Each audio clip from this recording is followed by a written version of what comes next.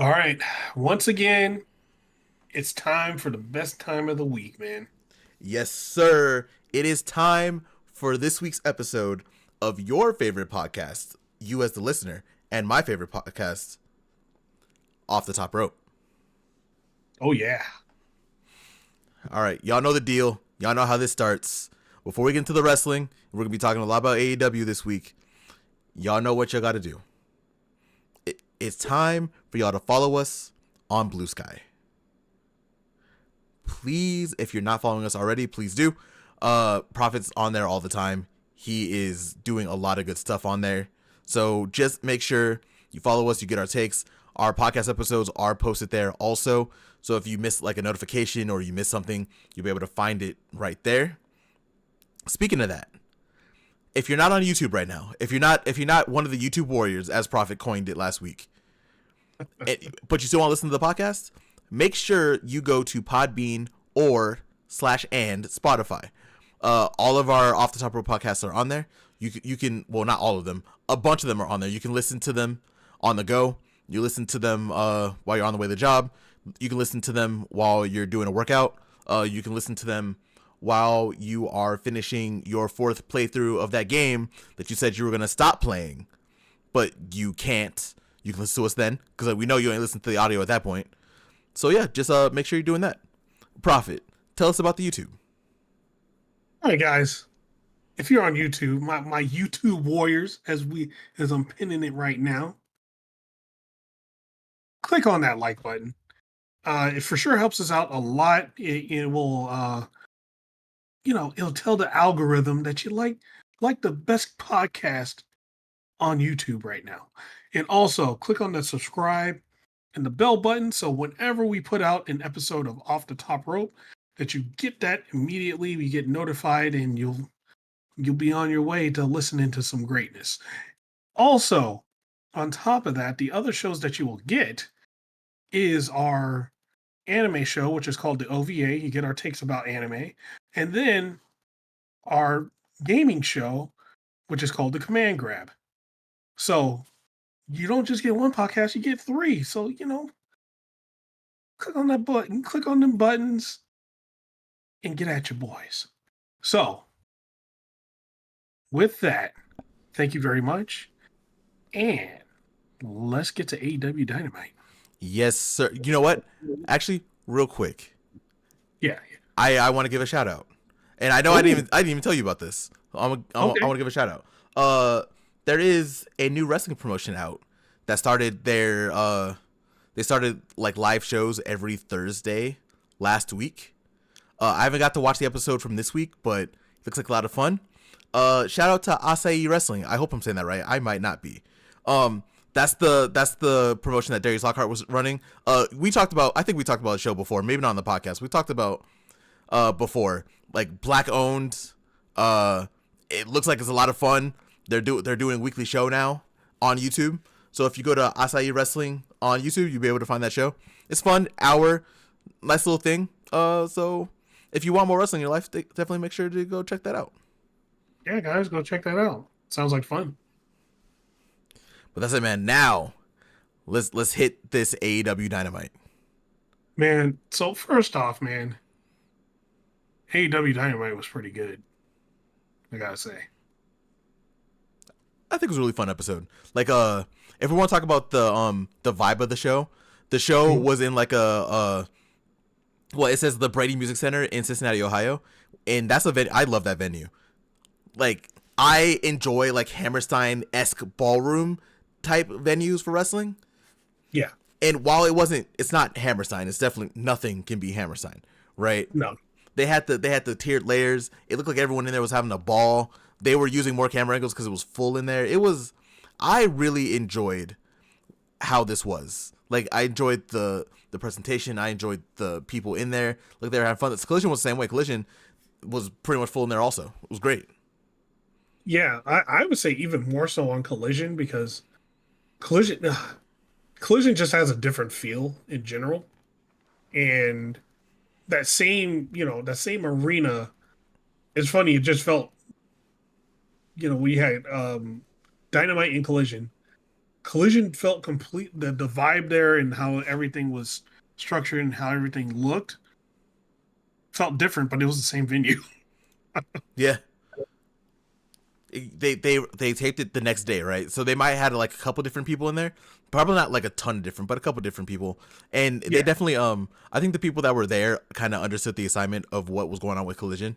Plus I got away with no spoilers. Like I didn't see a single spoiler for Collision, which was fantastic.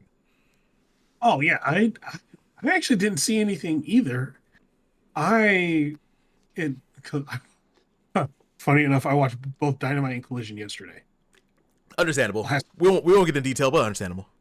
Yeah, so it was yeah, it was good. It was a good 4 hours of wrestling. Let's say that, but scrubbable 4 hours because I could go past the commercials since they were already taped.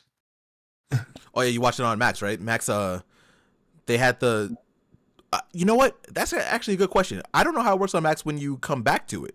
Like how was that experience?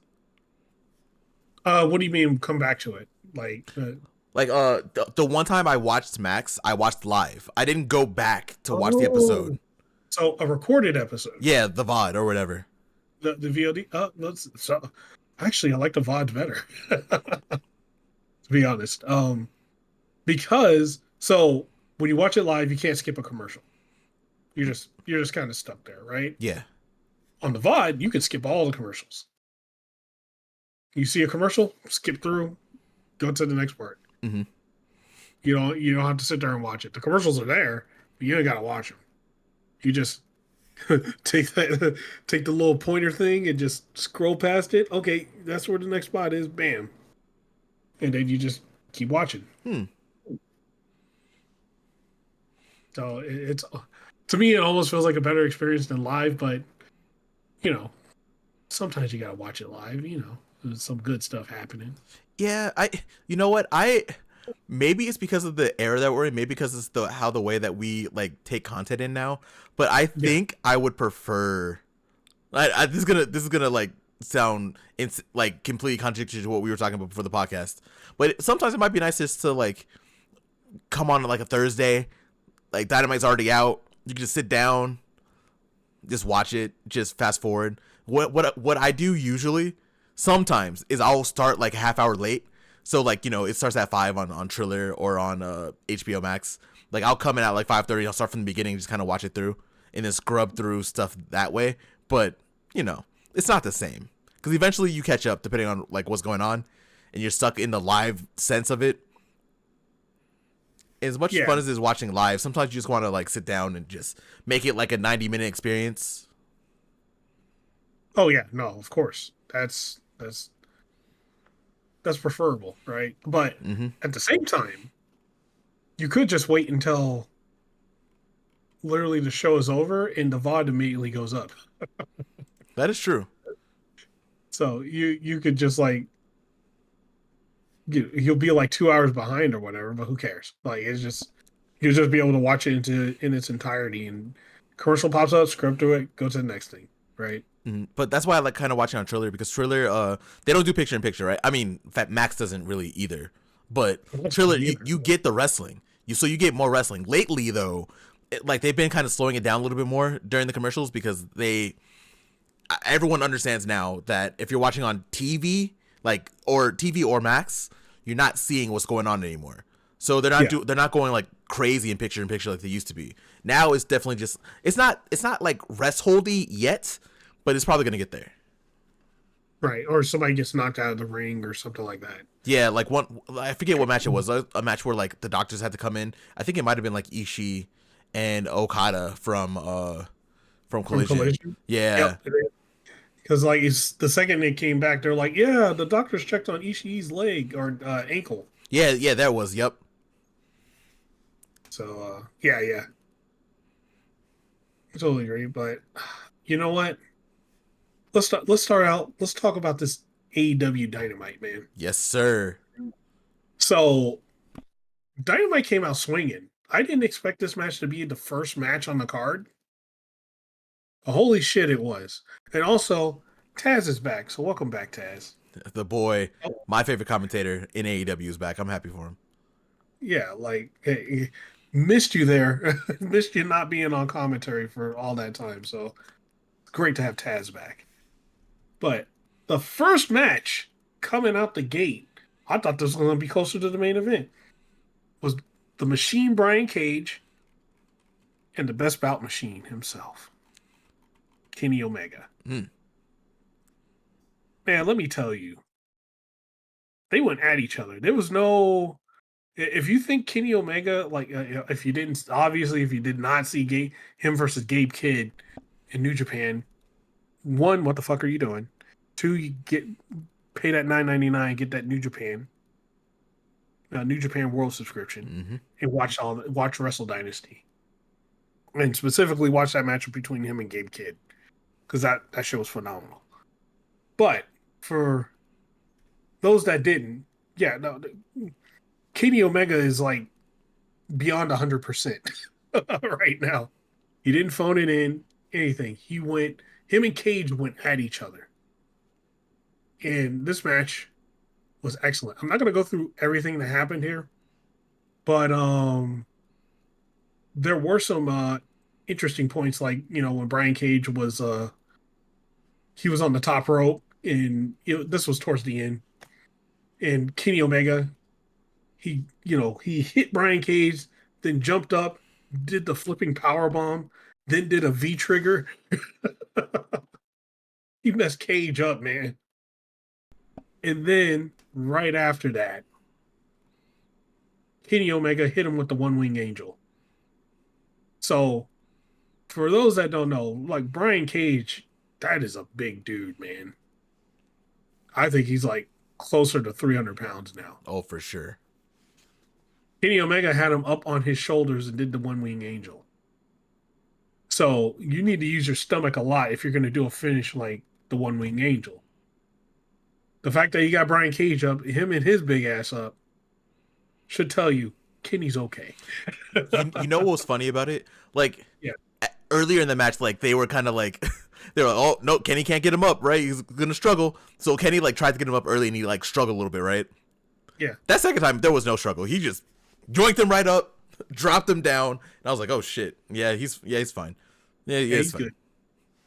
He gonna play it up like Danielson does, but yeah, he's fine. There's no way he can do the Danielson, man. He already started. Like, you're about to talk about the next part. He was holding his stomach that entire time for the next part that you're about to talk about.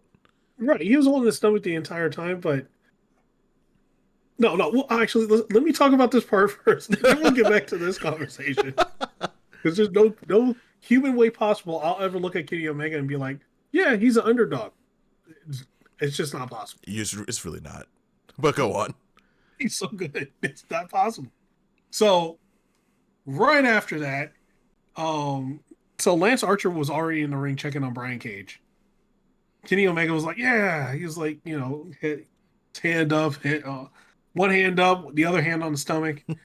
And since Lance Archer was in the ring, his tag team partner just got beat. And it's the Don Callis family. They ain't going out like that. So they proceeded to beat the shit out of Kenny Omega in the ring for a good, like, 2 minutes. And Kyle Fletcher came to the ring too, right? They were taking shots at Kenny Omega. And that led Ospreay to come out. Ospreay came in. He started clearing the ring. And, after they cleared the ring, him and Kenny were looking at each other for a second, talking shit to each other. Then the alpha comes out, Konosuke Takeshita. First, he lays out. I think first he laid out Kenny Omega, and then he laid out Ospreay, and then him and Kyle Fletcher. Kyle Fletcher had Ospreay. He had Kenny Omega. He did the Raging Fire to Kenny Omega. Fletcher did the sheer drop brainbuster to Ospreay. And man, are we really going to get this tag match already? I can't wait. I think the dynamic is, like, really interesting, because we know for a fact that Ospreay hates Kenny, right? Yeah. Like that is if y'all don't know the story between Ospreay and Kenny, and you somehow missed, even if you just missed the AEW match, like from Forbidden Door last year, you just know that Ospreay and Kenny, they do not like each other. There's beef there, right? But they are the two of the best wrestlers on the planet. So imagine them working together. They're going to be face to face in on Dynamite this week. So we'll see how that goes. Yeah. But I want to see how they do this. Yeah, I'm very interested in how they do this. I'm also interested in all the matches that are going to come out of it, because we know Kenny hasn't gone against Fletcher in a long time. Mm-hmm. That match is going to be a bang. All the matches are going to be bangers. I don't care how you look at it. Omega versus Fletcher, good. Fucking fantastic. Omega versus Takeshita, to avenge those 2 losses he took in the same week, is going to be amazing also. And this tag match is going to be nothing short of amazing. And then after they're done with the Don Callis family, then they're going to fight each other. Ospreay and Kenny Omega. So we got a whole lot going on. And then that's not even counting what's going to happen when the Elite shows up again, right? Mm-hmm. When Jack Perry shows up, he's going to be like, yo, hey, Jack Perry. So I heard you was talking shit. We already got the face off with Okada also, by the way, with Kenny and Okada. And then Kenny also has unfinished business with the Bucks. Mm-hmm.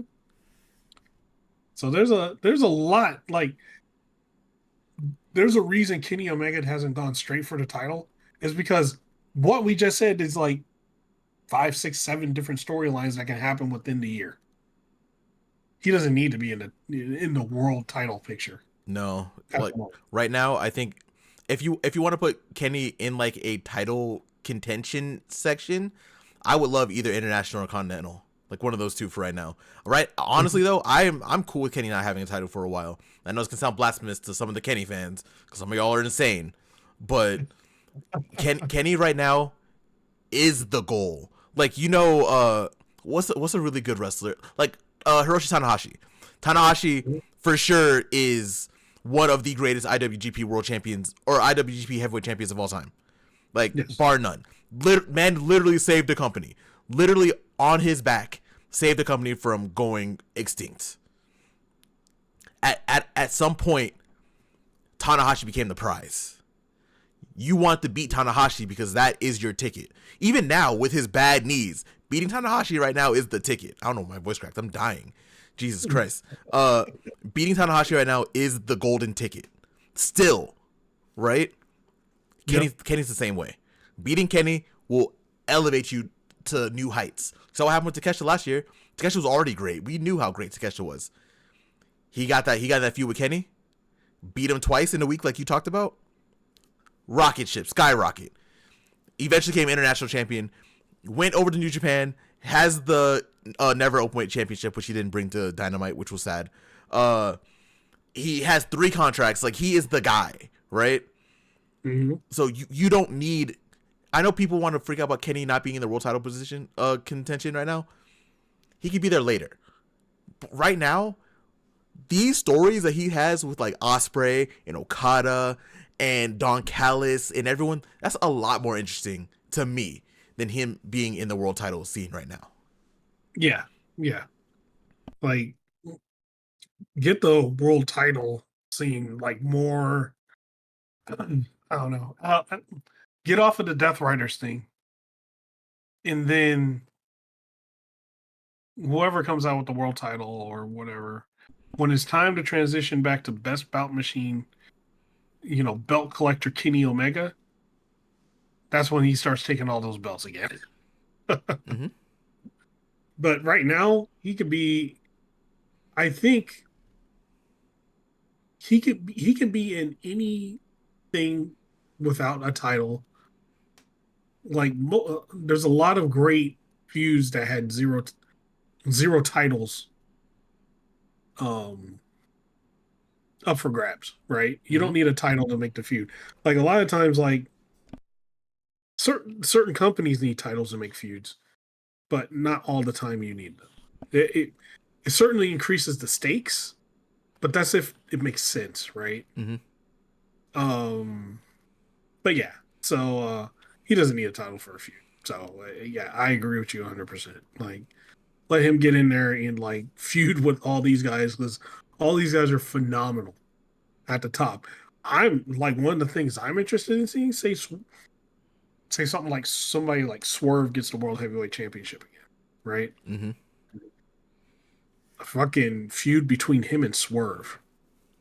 God, that'd be for the great. world title. That'd be so great. It would be amazing. It would be so ridiculous. There's stuff like that. There's better things. If we're going for world title feuds, there's better feuds out there than him going against the Death Riders. Let the Death Rider thing die out. Go wherever it's going to go. Yeah. Right. We'll talk about later, but we'll most likely talk about later. But the world title scene definitely needs like a re-up right now. Like they definitely need something. So let them go through this storyline. Let them do whatever they're gonna do, and then later, maybe later this year or like next year, we can get into like the championship feuds that we really want to see. You know? Yeah. Yeah. Also, you brought it up about Kenny Omega never being an underdog. We can talk about that right now while we're right here. Oh yeah, no, he's never the underdog, dude. I don't care. It's impossible. Like Bryan Danielson somehow pulls off the underdog thing, like, which is okay. So Danielson kind of pulls it off, right? But like, all right, me and it's Bryan Danielson. It's a fucking bully. He's not the underdog. He's never the fucking underdog, right? The real underdog is like Darby Allin. That's the underdog of underdogs. He gets killed for like 30 minutes and then at the last 10 seconds he wins. But Danielson was let's not say Dan. Omega. You can't tell me he's an underdog ever. Unless he's like Kenny Omega in a wheelchair is still not an underdog. with the way he's been portrayed for like the last decade at this point, it's like I really don't know how Danielson was able to do it, because knowing Danielson and seeing how he wrestles and seeing what he does to people, like the only reason he's ever an underdog, I feel like the underdog thing kind of transferred from WWE, because if you watched him in Ring of Honor before, that motherfucker was no underdog before. He was kicking people's heads in, like bashing people's brains out. Like, he's a bully, man. We have that one gift that goes around every time where Danielson and Kenny Omega were wrestling, and then Omega tried to do that the Kamehameha, not the Kamehameha, the Shoryuken, the Hadoken, like he normally does, like back in the day, and Danielson just took his head off with a rolling elbow. Yeah, that was from 15 years ago. Oh no, not 15, like 20 years ago now. Jesus Christ. It's like 20 years ago, yeah. So, like, it only comes from WWE. Like, a lot of people only know Danielson from WWE. And no, fine, justified, because he changed the game over there, right? But he became the ultimate underdog in WWE. Before or after, never. And he was just able to play it up because people never let it go. Well, okay, here's the thing, right? In WWE, it's fine. He would look like the underdog in every match because all those guys are like 6'3", 6'4", 270, 280, 290, right? Yeah. And here he is like, what, 5'10", 5'11", 190 pounds? Mm-hmm. Yeah, he looks like the underdog. Okay? It's warranted over there. It's believable. AEW is not believable. Like, you're gonna tell me he's an underdog against Commander? Yeah, get the fuck out of here. No, not but he found a way to transfer. You know what really got him to be an underdog status in some of his matches in AEW? What's that? The concussions and the neck injury. That's what because he used to play that up, especially near the end. Mm-hmm. He was playing that shit the fuck up. So everyone was worried. All like we talked about on the podcast. Like I even said it on the podcast. Like I know that he's not hurt, but he tricks me every time. So he was able to regain the underdog status whenever he wants. That's why he's one of the GOATs. That's why he's one of the greatest ever. Because in one match, he'll be wrestling someone like I don't know, we'll even say someone bigger than him, right? We'll give a good example. He'll be wrestling like a Brian Cage or something, and he'll bully Brian Cage. Right? Yeah. We've seen him bully bigger wrestlers as he's going. Like his match with Claudio in the Continental Classic, he's beating the shit out of Claudio for 20 minutes.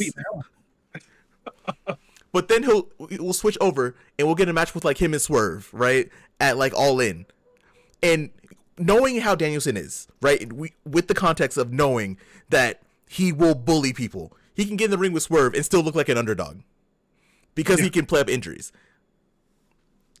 I think that's how he does it. Like he knows when to play up things because he knows how to trick us. That's the only reason he gets away with an AEW now. Yeah. But I'm just gonna say Kenny and Megan, yeah, Kenny, you ain't tricking nobody. Especially if you saw the Wrestle Dynasty match, you ain't tricking nobody. You ain't tricking shit. You could, like I said, he could come out there in crutches, and I'll be like, "Yep, Kenny Omega's gonna win." He gonna come out and V-trigger and one-wing angel people anyway. Don't matter. Yeah, he'll come out in a wheelchair. I still see him leaping off the top rope, hitting a V-trigger on the wheelchair. I don't care. He's gonna one-wing angel somebody in a wheelchair. It's gonna happen. Kenny Omega's not the underdog. He'll have 5 belts in a wheelchair. I don't care. He was not the underdog. That's the thing that people forget. He was half dead during the belt collector run. Yes. So it's there. That's the thing that makes it. That's why I'm like, you can't convince me he's an underdog. You could never convince me of that. Let's see. Let's see if he's gonna try. He's gonna try for sure. We'll see how that goes. Nah, I ain't buying it. It's like Mariah May buying, Tony Storm. No, not. Well, I can't wait to talk about that. Like, a lot of stuff that we have on this podcast today are probably going to be like a lot of long form conversations because a lot of this stuff on Dynamite and Collision were so good and deserve their time that we'll skip past some other stuff. But just as a warning to everyone now, remember we've talked about one match and we're almost 30 minutes in. So sit down, be prepared, get your popcorn. This is going to be a long one. It's going to be a long one today. It's going to be long-winded, baby. Mm-hmm. Except for parts like this. So, the next segment that came up was Chris Jericho and his New York Minute. Pretty much announcing the 12-man tag match on Saturday on Collision. That's out the way. Now, some good shit. Ricochet came to the ring. He came to the ring. He didn't have to say anything. They were booing. The whole fucking arena was booing him. Talking shit about him. They were doing the Who's House, Swerve's House thing. And right when, he said like one thing, he's like, hey, listen, a picture's worth 1,000 words. He showed Swerve bleeding up there. And then right when he was about to talk again, Prince Nana rolls in the ring, hits him with the chair, and then starts doing the dance. While Ricochet's hair is all messed up. And then Swerve Strickland came to the ring, and he was on a mission. He was walking towards the ring. Ricochet couldn't do shit. He was just laid. Well, he wasn't laid out, but he was hurting from that chair shot from Nana. But second Swerve came to the ring, he whirled around that chain. And Ricochet wasn't hurt anymore. He got out of the ring and ran out of the arena. Literally ran out of the ring. You can see the snow outside. He ran out. I think he dropped his keys too because Swerve was looking on the ground and at the end of it, he picked up some keys or something like that. Ricochet didn't want any of that. So, and apparently that whole night, all the way up to Collision, Swerve was hunting Ricochet. He was waiting. He was trying to get him, trying to catch him slipping. So yeah, that was a great segment. What did you think, man? I've never liked people turning heel for the sake of just turning heel, right? I feel like this really worked for Ricochet. We talked about it now for a few weeks now, right? Mm-hmm. Where while Ricochet was in here, he was doing what he was doing, right? I don't feel, this could be just me. I don't feel like there was a sense of people getting tired of him already, but maybe they had an idea that was happening, and they turned him. And I feel like this was probably the best decision that they could have done for Ricochet, because this is the most interested I've been in Ricochet on like a mainstream promotion in a long time. Mm-hmm. You know what? I'm gonna say something crazy here. I think Ricochet wanted to do it all along. It's possible. I think he was like, you know what? I need to reinvent myself, right? Right now I'm doing all the greatest hits right now, right? I need to step out. I need to do something different here than what I've done everywhere else. So it's time to, I'm gonna try turning heel. Let's do it. Let's see what happens. It just so happens he's with the right person to turn heel against, right? Yeah. With Swerve. Like, Swerve's going to get you, Swerve's going to make you look like $1,000,000. As long as you do your part, Swerve's going to get you there. Mm-hmm. That's why Swerve's the franchise. But I think it was kind of a mutual thing. I think he wanted to do it himself. He wanted to just change it up, That'd be a good idea, because that's a whole nother conversation that we might have a different time. Like, there are certain people who will come into AEW, right, and just kind of they might change their name because they don't have a choice, but they're kind of doing the same thing that they've been doing, right? I'm not saying that's a good thing or a bad thing. I'm just saying that that's what some people do. Ricochet was doing it at first because he came out during the Casino Gauntlet doing his thing, right? And he's been kind of just doing his thing for a while. And at some point, you definitely should, reinvent yourself. You should do something different. And for Ricochet right now, it just works, right? Because not only we got the build up to this. Like, it wasn't just happen. It didn't happen automatically, right? Yeah. Like, him and Swerve have been beefing now for like 3 weeks. Like, it's been like here and there, but they've been beefing for almost a month already. No, more, because they were beefing during the Continental Classic, right? Yeah. Oh yeah. So it's been long. That's right. It's been like maybe 6 weeks. Since the Hurt Syndicate came. Yeah. So yeah, they've been beefing for a while, right? And so this turn has come pretty organically, and it's happened because of Swerve. So now Swerve is turning other people heel. I see you, Swerve. I see you. But yeah, I think this is much needed. This is very much needed for Ricochet, and I'm hoping that we can find a way to converge this Swerve Ricochet story to go back into the Hurt Syndicate at some point. Like, I know right now they're doing their own thing. I feel like at some point they're gonna remerge again and go back at each other again. I think it's only a matter of time. Oh yeah, of course. That's all I got though. Yeah, man. No, it was a good what was it? It was a good segment. Man, I just lost my words for a second. So, like, a little bit after this, they played the highlights of Mercedes Moné. She's been doing lots of media. She's been everywhere. So they've been, showing all the media she's been doing on her media tour.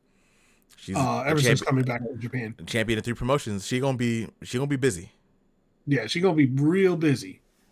So after this was the trios match with Mark Briscoe and Private Party versus the Hurt Syndicate. All right.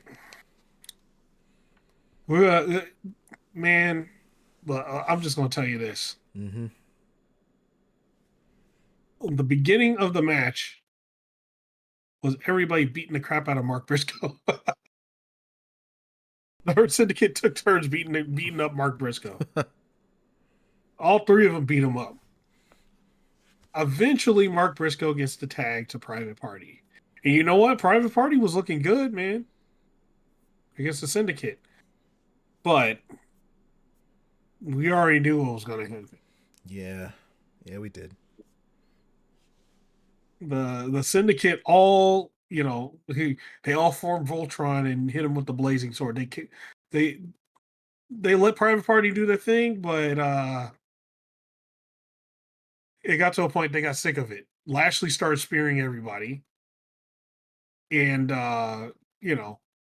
Shelton Benjamin landed that his super kick, the thrust kick on Mark Quinn, and he got the pin.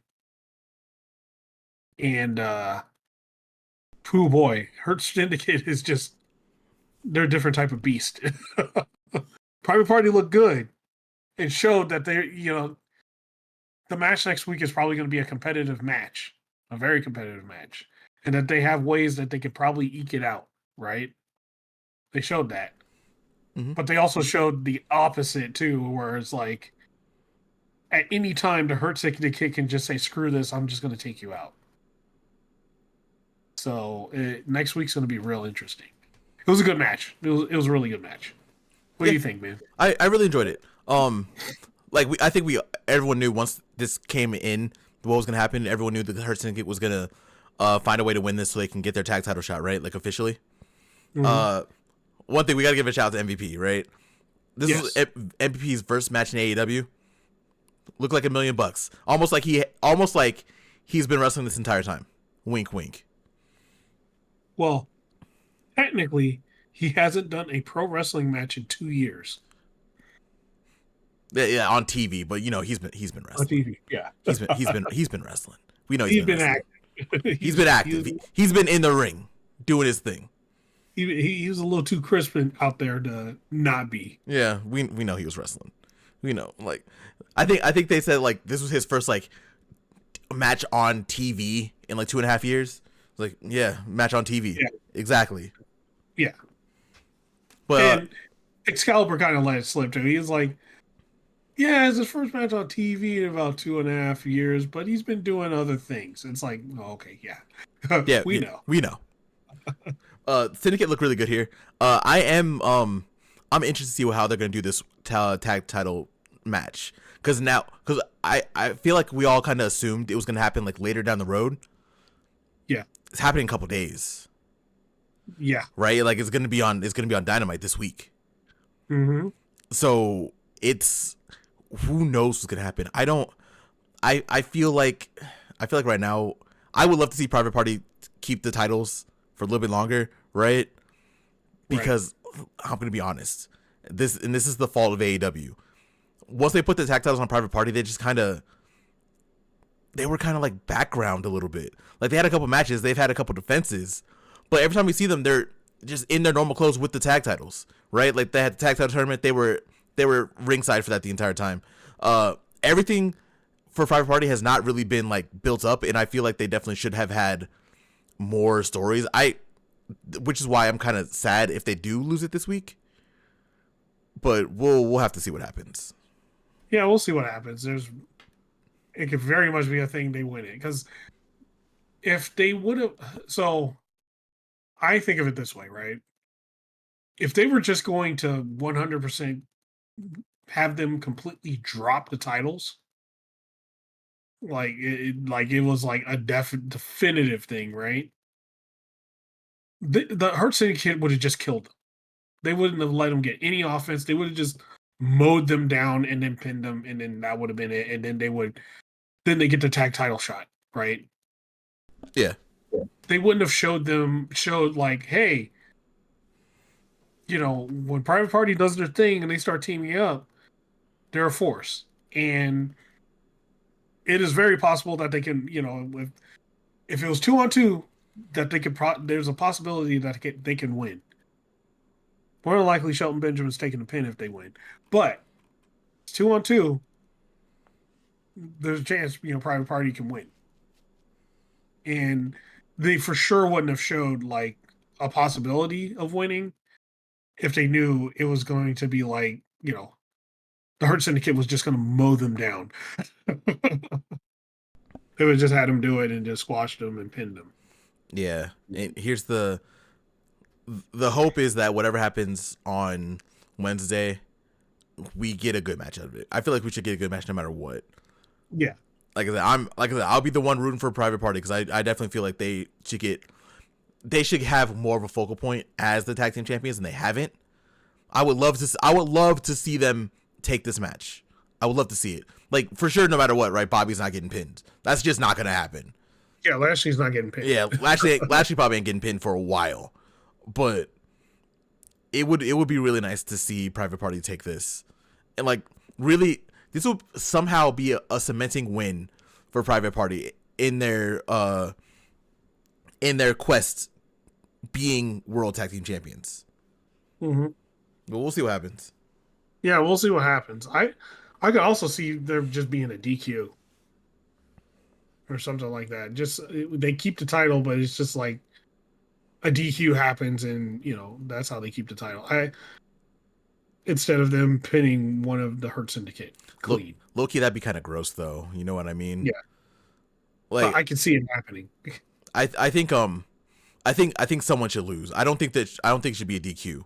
Like, even if it's like Private Party losing, like, something should happen, or like maybe not a DQ. I can see, like, no, I don't like a count out. I don't like a count out either. I kind of want to see like something definitive happen. Like, we can keep the feud going even after, no matter what, right? Like, that can happen. But yeah, I feel like for me, I would like to see something definitive for this one. Don't cheat your way out of this. Let's make a decision. Like, if y'all want the Hurt Syndicate to have these titles, do it. Don't be afraid. Don't wait. Just do it. I might not like it, but you should do it. I feel like they could do a different combination now of the Hurt Syndicate. No, it's Bobby and Shelton, I'm pretty sure. Yeah, it's Bobby and Shelton, but I could also see it being Shelton and, like, say they lost, right? Or a DQ happens or whatever, right? Mm-hmm. And then they do the next match, a second match. I can see it switching to Shelton and MVP. And they be the tag team champions? Yeah. Because, Bobby Lashley, dude. Do you ever see him as a tag champion? No, but he could be, though. He could be, sure. But that's what. Like, I easily see him just mowing through people and just taking, like, the TNT title and holding it for a year.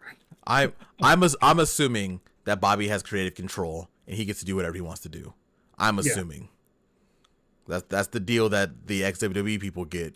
They just get creative control. So I think we'll get a answer on what Bobby wants to do on Wednesday. Yeah. Or he could, because a lot of times he likes to do stuff for, like, younger guys and just, like, hey, let's have a feud with these guys for a while, and then we just ultimately put them over. That's something he likes doing, and a lot of times WWE said no.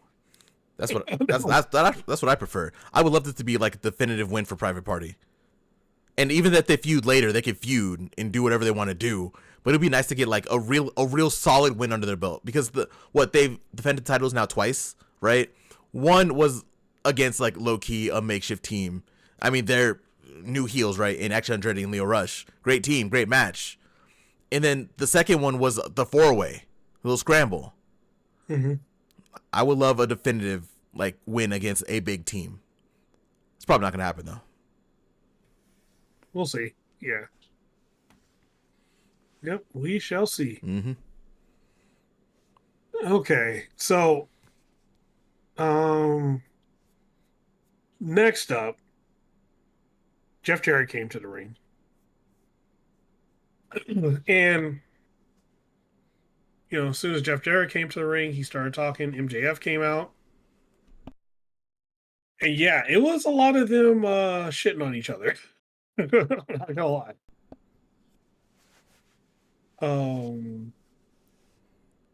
Like, this whole segment is them crapping on each other. And there were some things MJF said where, I think it probably pissed some people off in the back, probably not. But they're like, hey, wherever Jeff Jarrett goes, the company dies. I'm like, that's not true. He didn't kill TNA.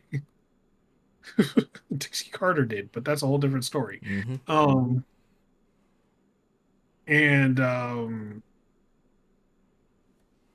Yeah, and then, Jeff Jarrett, kind of retorted by saying his girlfriend's a whore.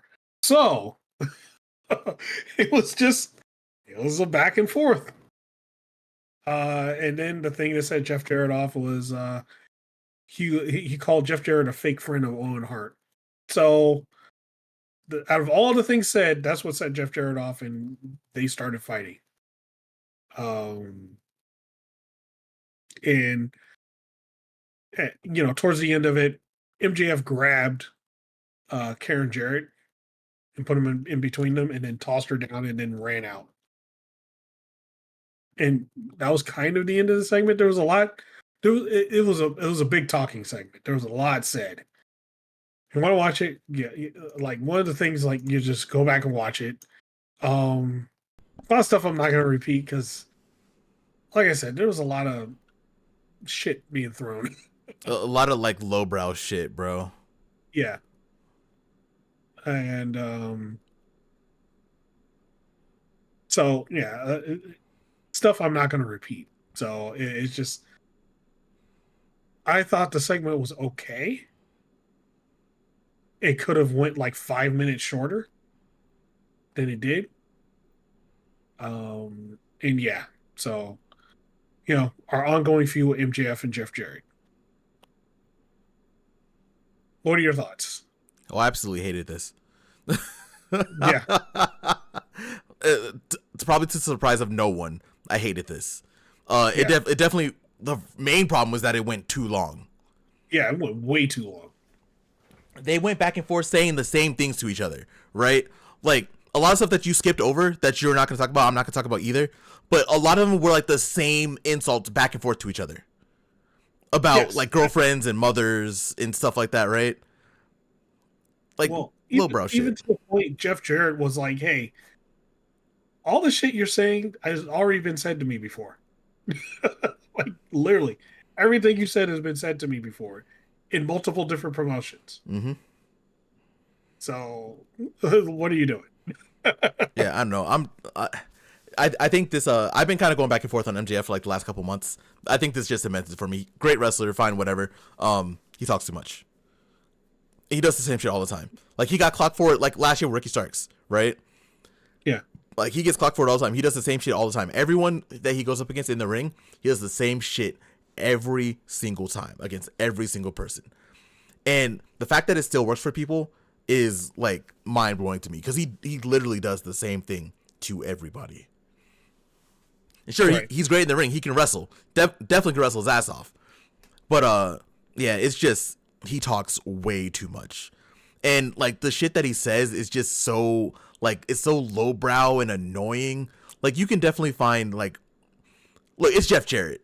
You can say a lot of things about Jeff Jarrett instead of attacking Karen, right?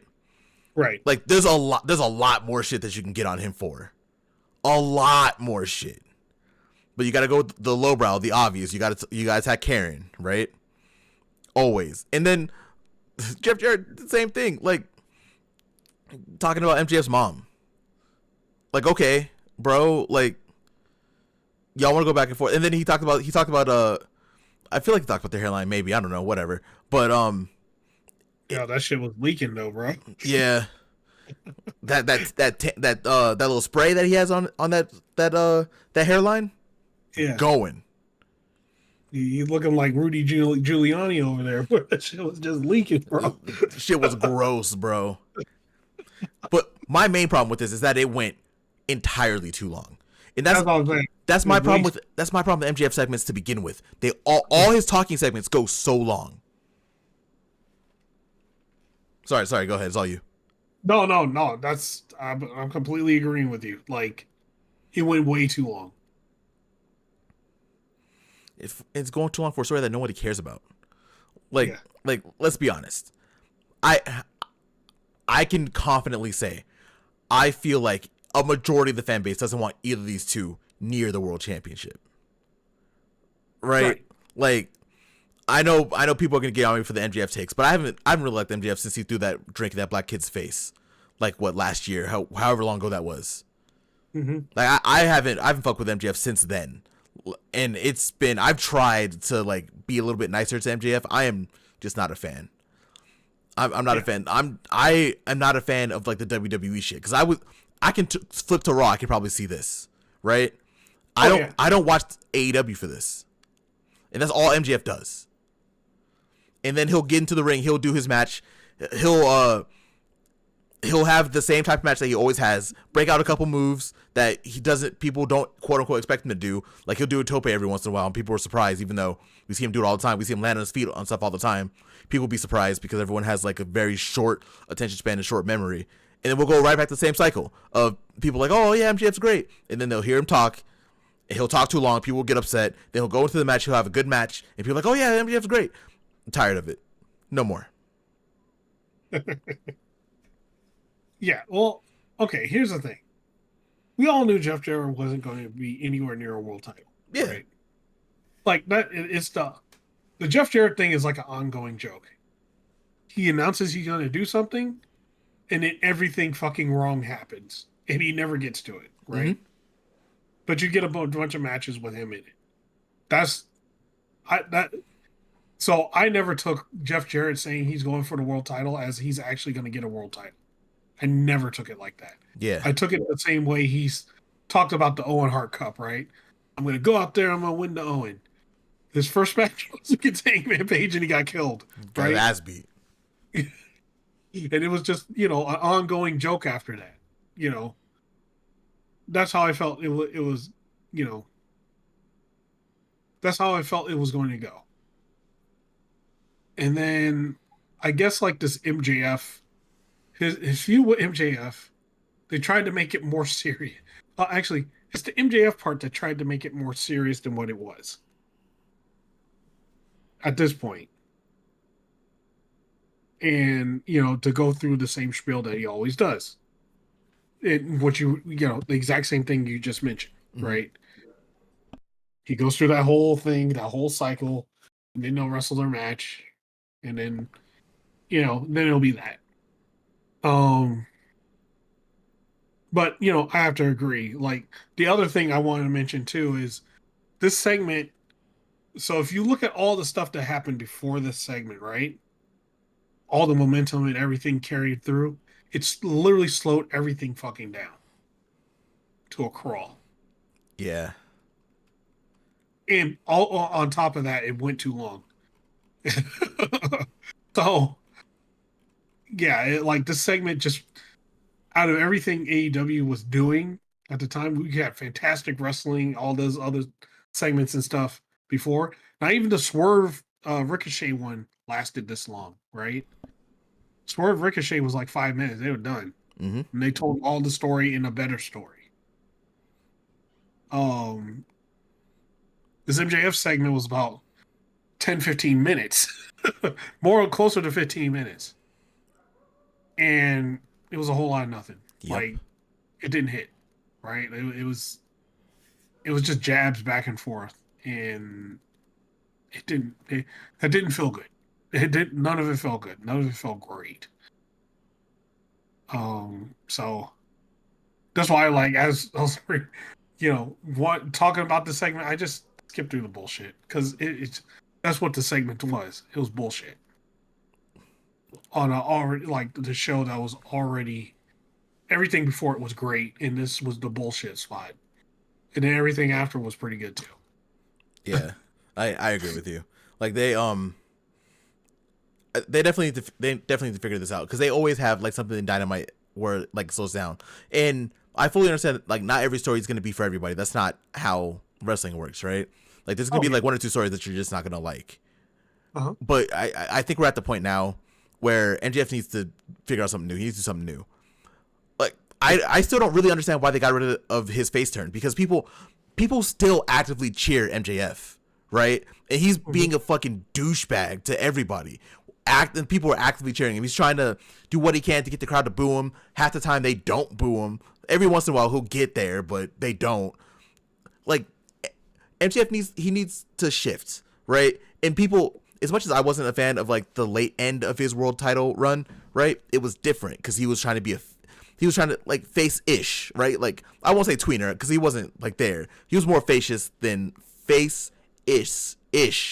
tweener. I kind of wish they would have came back and like ran with that. Like he was still like an asshole near the end of his title run, but it wasn't super. It wasn't this. Yeah, well, it was in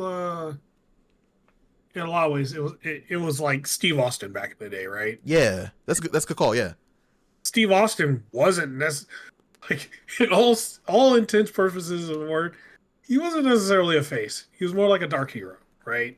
He was that class. Like he was. I mean, he wasn't really a tweener, right? He was like he had a purpose, and that purpose was to take down a corporation, but he did it in all the most fucked up ways possible. Like technically, he wasn't a hero. The MJF was pretty much the same way, right? yeah. He has friendship with Adam Cole. He was doing his thing, right? Like he was softening up, and then he comes back and kills Daniel Garcia to be a heel again. Like okay, I mean, it's cool, I guess. Yeah, that's cool.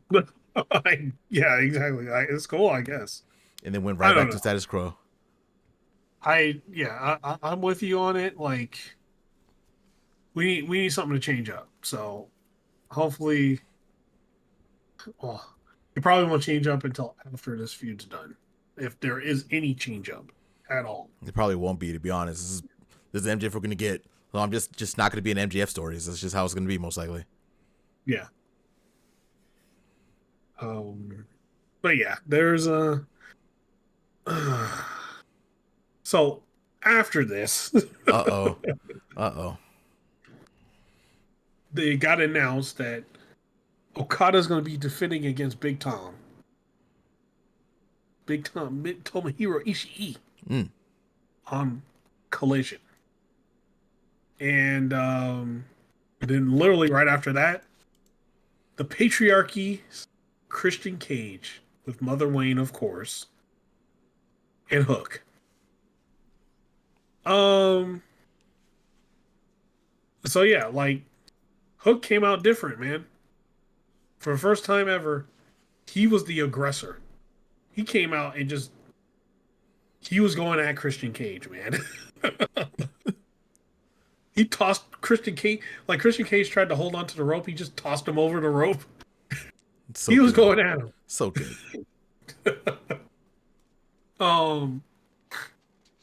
And yeah, man, like Christian Cage was trying to hit him with everything. Hook was kicking out at one. Hook was, Hook was not being phased. He was a man on a mission because they hurt his dad. So his dad was sitting there doing commentary, and that's what also added to it. He was being a commentator and a father at the same time. So he was watching the shit, and he didn't, he didn't necessarily like what was going on. He was like, he didn't want Hook to lose the Christian Cage. We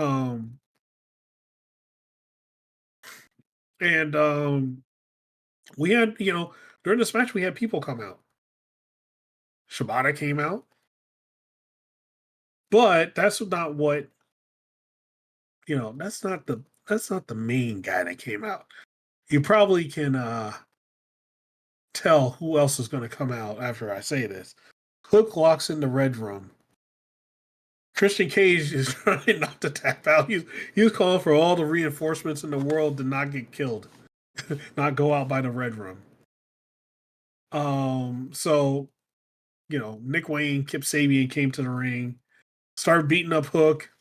The ref disqualified him, and that music hit. Samoa Joe came right out. Oh yeah. And pretty much destroyed all the patriarchy. Christian Cage and Mother Wayne ran. Of course. They're smart. They should have. And Samoa Joe just bulldozed the other two. So, yeah, like, that whole team, Joe, Shibata, Hook, all came back together on Dynamite, which is quite interesting that another trios team just happened to get back together. I don't know. Oh yeah, we're gonna talk about it. We're gonna talk about it. But here's something I will say to you guys. If you don't believe us in what we're gonna say later on, go back to last week's episode, listen to that.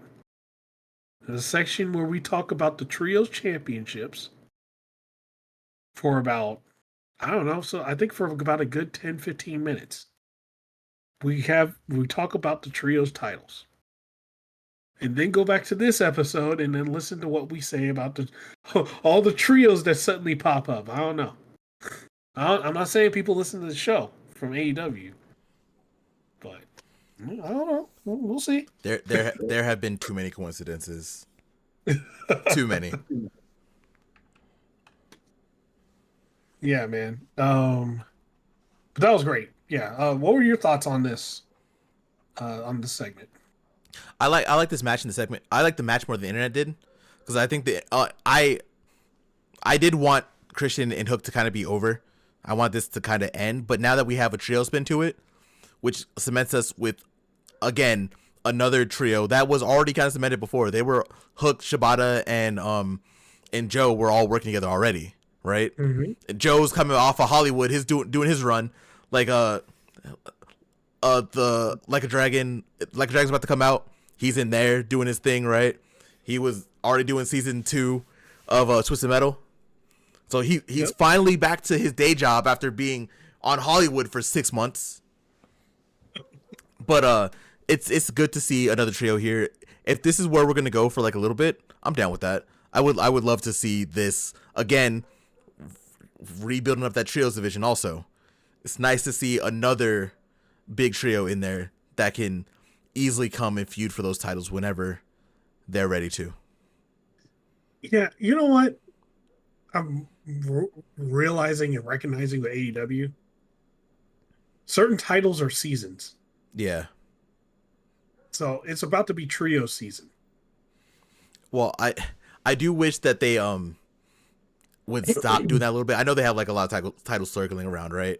Like I do kind of wish that they would, have more of an emphasis on some of those titles sometimes, right? For sure. And I know you can't focus on everything. You got 4 hours of TV. You can't focus on everything. But it would be nice to see some of these titles come to form. I think the worst part right now that we beat it to death, but the trios titles and the world title definitely need like an overhaul at this point. Yeah, I almost feel like, depending on the titles, it should be on one like they should always be defended on one show or the other. Yeah, I agree. Like, in that way, we could split the titles enough to where, international and so is on Collision, World TNT and all that stuff is on Dynamite.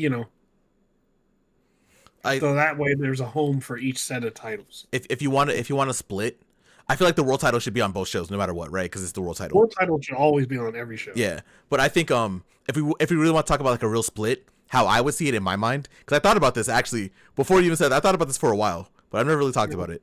Yeah. I say for Collision specifically, TNT Championship should be there because Collision's on TNT, right? Like bar none, Right. easy, right there. Trios Championships and Continental, those three, along with the world title, for sure, right? And then Dynamite should be okay. When I say world title, men's and women's world title should be on both shows, like no matter what. Yes. Like for sure. Yes. So when we say world title, when I say world title, that's what I mean. Men's and women should be on both shows, no matter what. They should be the focal point on both shows. But for Dynamite, it should be TBS because it's on TBS. Makes the most sense in my mind. International and tag. Right? And that way you can break that up that way. It's even-ish. The divisions are crazy. Collision's been the wrestling show. So you put the titles where they're wrestling on there, right? The high work rate titles go there. Yeah. Throw the Continental over there. Throw the International over there. Throw the TNT, right? And then you do the TBS in like I said, I already did the split. But it would be great to do that. So we can get more of a focus on all these. And then the two world titles, the men's and the women's world titles, are just on both shows. Like as a focal point. Right now it feels like the women's world title is the focal point on Collision, because we have that segment that we're gonna talk about later, like next week. And then the men's world title, I don't even know. Moxley's just everywhere. Like, say what you want about Moxley, as much as we don't like the storyline, Moxley's everywhere. I'll give him that. He is everywhere, man. Like shit. He might be in my closet looking at me right now.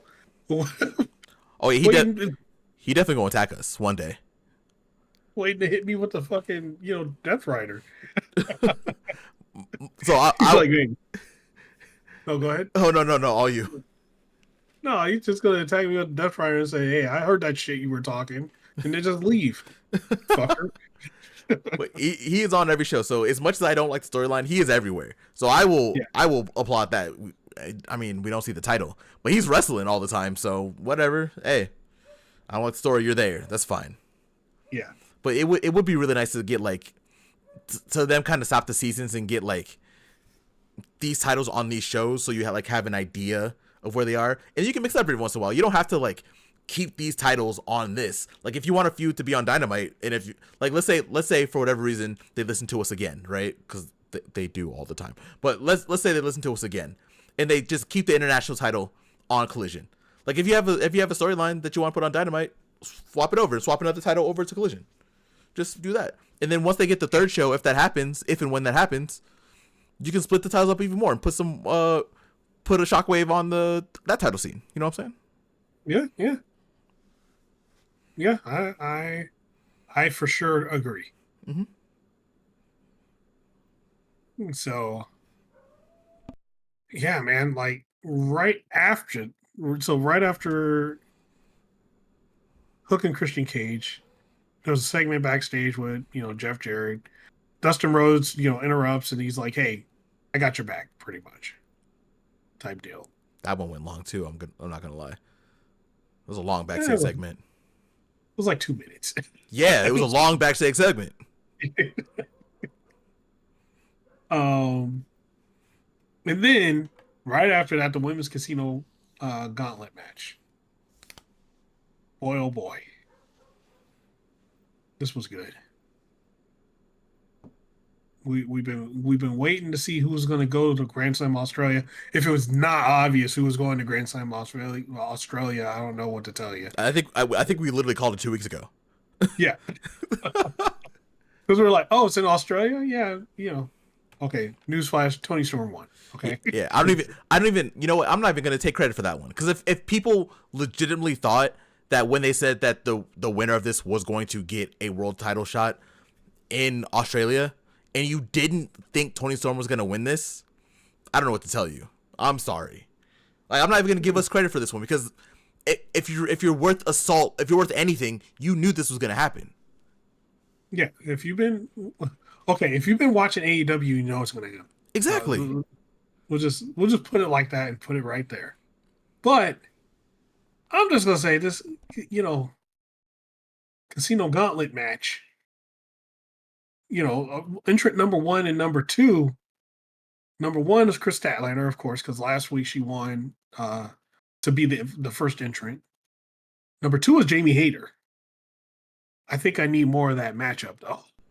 I need more of that match to go. I need that to go again. Oh, we gonna talk about a lot of these interactions, us needing more of, for sure. Oh yeah, especially number 3. Oh yeah. So they were it's funny they were doing strength stuff right in the beginning, trying to size up who was stronger. Chris Statlander and Jamie Hayter, they were shoulder tackling each other, and then Jamie Hayter knocks Stat out of the ring. And then we find out, well, actually, Chris Statlander came back and threw Jamie Hayter out. So then, the timer goes off, and who comes out other than Megan Bayne? Man, not only I freaked out, but apparently Mariah May was completely freaked out. I love that. I have to interrupt you for a second, because I need to gush about this for a quick second. Yes. First off, I love Megan Bayne. We've talked about her. I don't get to watch Stardom as much as I would love to. We've talked about that before. But if you know anything about Stardom, you know Megan Bayne's around, and if you've seen even a few matches of Megan Bayne, you know she's legit. Yeah. Right? And yeah. And I think Mariah May, like, I've been giving Mariah, well, we have been giving Mariah May a lot of praise, well-deserved praise, right? For as long as this podcast has been alive.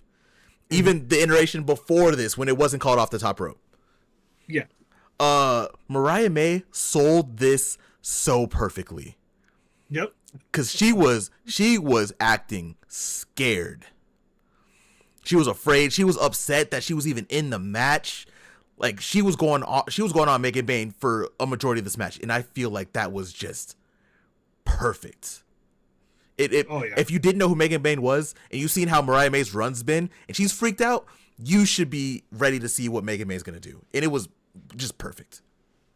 Oh yeah, and like, she had a lot of comments, man. It was so good because not only because you heard it that she was scared, but when the camera panned over while she was talking and you saw it, she was terrified the whole time. Fantastic. It was so good. It was great.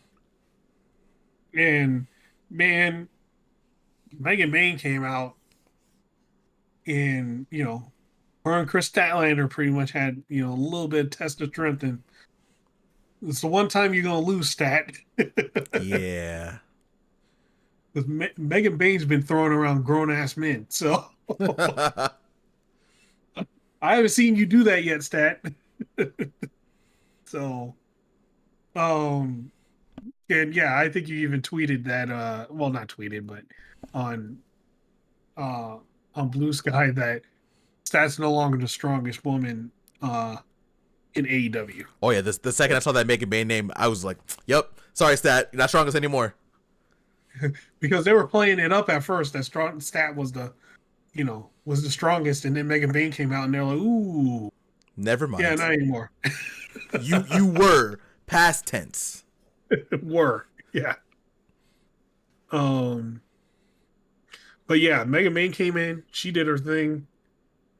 And they pretty much all had to jump her to get her out.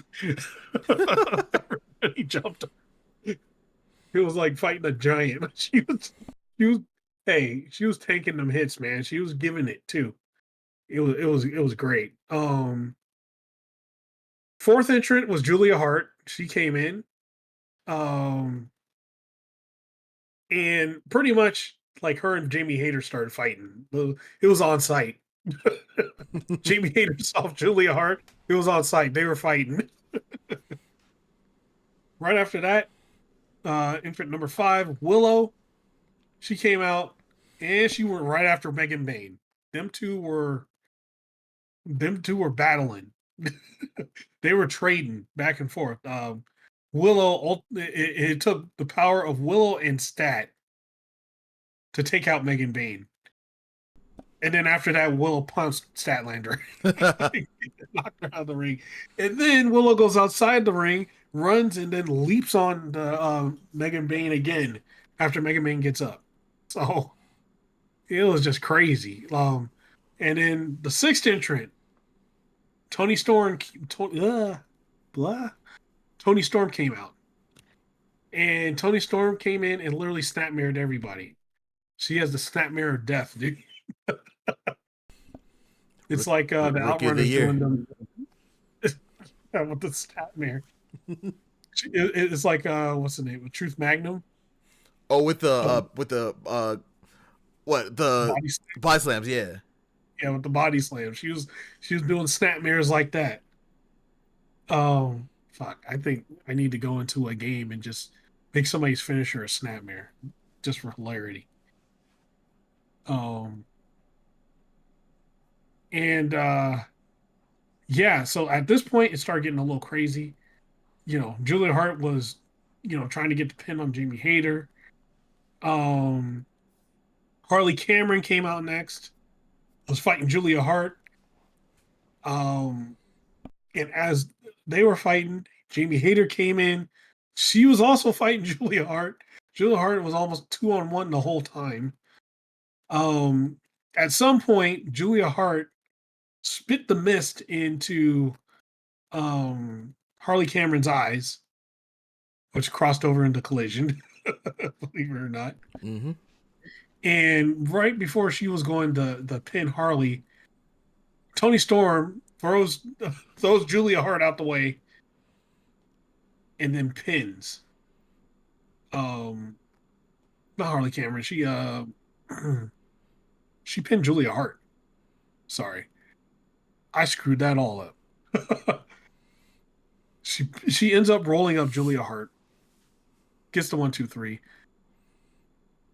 and that was it. And then Toni Storm is going to Australia. That was a fun Casino Gauntlet match. I liked it. I'm gonna touch on the one thing I didn't like about this before I gush, because everything else I have is gushing, straight up.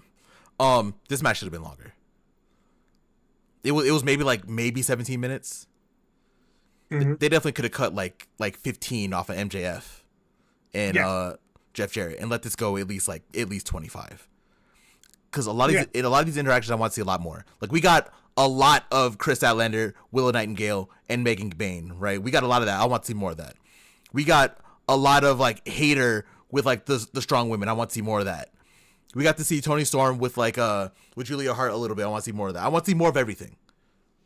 This definitely should have been longer. Oh yeah, sure, for sure, it should have been longer. And we could have got a couple more in there. For sure, I would love to see some more AEW originals. I would have loved to see Nyla Rose in this to get a little bit of shine, right? If Emi Sakura was here, I'd love to see Emi Sakura get in. Right? 100%. There's a few more women I would love to see in here just doing their thing, right? Also, again, Sheeta wasn't even in the match, bro. If Sheeta is in America and she's not here for this, that is a problem. Yeah. She might not be in America. If she is, and she just wasn't involved in this, damn shame. But yeah. I definitely want to see more interactions. Again, I'm gonna say her name again. I want to see Nyla Rose and Megan Bayne. Yeah. Real bad. So just look, Tony Khan, I know we've been saying that y'all don't listen, quote unquote, wink wink. When we asked for Julia and Jamie Hayter, y'all switched it up and made it so. Cause that, we don't know what the plan was before, but definitely didn't seem like that was a plan. I don't even want a feud. Let me get a quick singles match on Collision between Nyla Rose and Megan Bayne. Yeah, give us a 10-minute. Yeah, something. Let him go. Okay, now for the gushing. And what I'm going to say might sound crazy, and it might be a hot take. Okay. I think all the stories in the women's division are better than what's going on in the men's division side of things. I think at storyline wise, all of the stories that are happening in the women's division are just in a better place. There are some really good stories that are happening in the men's division. I'm not saying that they're all bad, right? But if you look at the men's division and the women's division as a whole, these women are killing it right now, and they're not getting enough time anymore. Every story that they're doing, everything that we have going on, we're going to talk about Jamie Hayter and Harley Cameron pretty soon. We're gonna eventually talk about Toni Storm and Mariah May. The women are killing it. They have some of the net positive best stories right now. I can't think of one bad women's story right now, and they don't get enough time. So I just would love to see more of this because they have the women here. Go back to giving them more time. Y'all were doing well before. I don't know what changed all of a sudden. Yeah, they went to max and they went right back to what they were doing before. I don't know what changed. It's kind of weird, but yeah, I agree with you. They need to give these ladies more time, man, because they're all killing it, man. All the storylines are hitting. It's not like there's a bad storyline out there.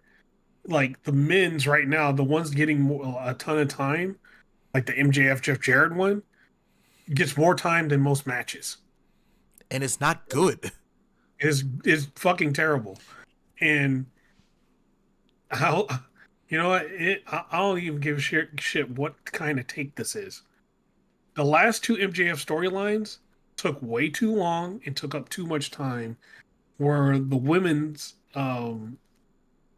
where it could have been women's matches and women's storylines. Yes. So that's my take on that. Like, I agree with you 100%. There needs to be something to where there's more women's matches on TV because they're all like you watch them, they're all ridiculously improved, right? And then you have a ton of them. We went over this, I think, a couple of weeks ago, how good the women's division is now. Yeah. They have so many women in there that need to give them time. Like flat out, yo, Tony, give them some fucking time, dude. Not a 15-minute match in a 2-hour block. I don't know why this changed, because before they went to Max, we were getting 2 women's matches a show. They were getting more time. They were getting more promo segments. And then all of a sudden, they moved to Max. And they go right back to their status quo, what they were doing before. And it doesn't make sense. Yeah. I don't know, man. Like, other than that, this was a fantastic match. Like, the little time that they had, they shined in it. Everyone had their shine. It was great. The right person won this. Like, there's like as much as I love Willow, I love Stat, I love Megan Bayne, I love Julia. Shit, I love everyone in this match actually. Right? I love Harley Cameron. Tony Storm was the right person to win this match. Oh yeah. So in Australia, Tony Storm had to win this match. Hell yeah, man. So it was just really good. All the interactions that we got were fantastic. Hopefully we build on some stuff. Like I'm assuming we're getting Megan Bayne, Willow and Stat. Like they're gonna be doing like a thing at some point pretty soon. That has to be a thing. We already have it between Julia, Harley Cameron, and Jamie Hayter's in there in the mix too. Those 3 are kind of doing things. Mostly it's those 2 against Julia, but which is also fun. Yeah. They have a lot of good stuff coming out of this. So we got Mariah May, she is cementing herself as one of the best world champions in AEW, doing fantastic things on commentary, making stories and killing most people on the roster week in and week out with the little bit of time that she gets. Like the women's division just running on all cylinders, and they really need to just reinvest. Because right now it doesn't feel like they are. Yeah. Like, one thing I'd love to see, and that they should do, they need a women's C2. They have the wrestlers. They need to do it. All you need is 12 people. That's it. They got them. They got them. There's... you could put up a bracket. You could put up the couple brackets right now, have the women's C2. It for sure needs to be done. There also needs to be a tournament so after this title match in Australia, have like a tournament to crown the next number 1 contender. You know, you said it. We have to make this video. It's gonna be in the podcast. So I'm saying we need to make the video that you had the idea for to make our C2 bracket for the women's C2. Yeah, we have to make that video at some point. We have to do that. Yeah. Well, might as well be able, it's going to have a new person in mind now. Oh yeah.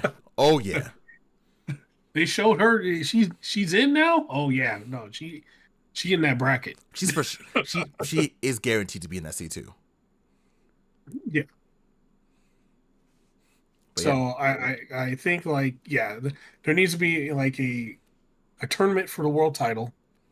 Oh, for the women's title, and also, if they wanted to, it could be world title or the TBS. Doesn't matter. TBS is more the title where anybody can just like go, yo, I want a shot, right? But yeah, like do some stuff like that. Showcase all the women. I guarantee you. They'll show out and it'll be fantastic. Also really quick before we move on, like there were a lot of people saying that the TBS championship has been more important than the world championship over the last like month and a half. And all I want to say is I don't think we've ever had, well, first off, we've never had a women's Casino Gauntlet ever. This was the first one, right? This was for a shot at the world champion. So look, y'all can say what y'all want. I love Mercedes also. Like I love her to death. Everyone knows that. You go on Blue Sky. I've gotten into fights about her because some of y'all are really weird about Mercedes on Blue Sky. That's not the point though. Mariah May has elevated a title that is already super high, right? Mm-hmm. So as much as she is not getting time on TV, the little bit of time that she gets, she's killing it. She's making that title feel special. And it hasn't really been a title that has been in a bad place. At least since Britt lost it a couple years ago.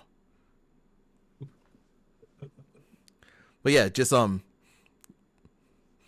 calm down. This is the world title, the women's world title is very important. As you can see, we got everyone fighting for it. So y'all just calm down. Mm-hmm. That's it. That's all I got. Yeah, I think a lot for the most part, if you want to say I don't think one's more important than the other at this point. No, I don't think so Right? either. They're equally important at this point, like especially in the women's division, because they only got those two titles. It's not like they have like 10 titles like the men's, Yeah. right? They only have two titles, so both titles are equally as important. Mm-hmm. I agree. So, yeah. Well, you know what? Maybe somebody from there will listen to this podcast again. Who knows? But if you see some of this shit pop up, you can point to this episode and you'll know. Every time, like we're kind of batting 1,000. Every time there's like a change, we talk about it maybe a week or two before. Every time, and like I said, it's getting to a point where it can't be a coincidence too much anymore.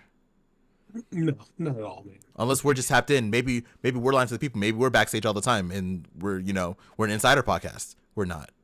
We're not. Yeah, Insider no. podcast. We're not an insider podcast. We. Fuck, I wish. Yeah. So, women's casino gauntlet was damn good, as you've heard us gush and talk about it already. So now let's go to the AEW World Championship match. I'm just gonna say spoiler alert. Spoiler alert. This match was also great. It was fun. It was a lot of fun. Yeah. Powerhouse Hobbs, man. Like I said last week, he gets in the ring and everybody watches. He's becoming more and more of a star every time he's in the ring.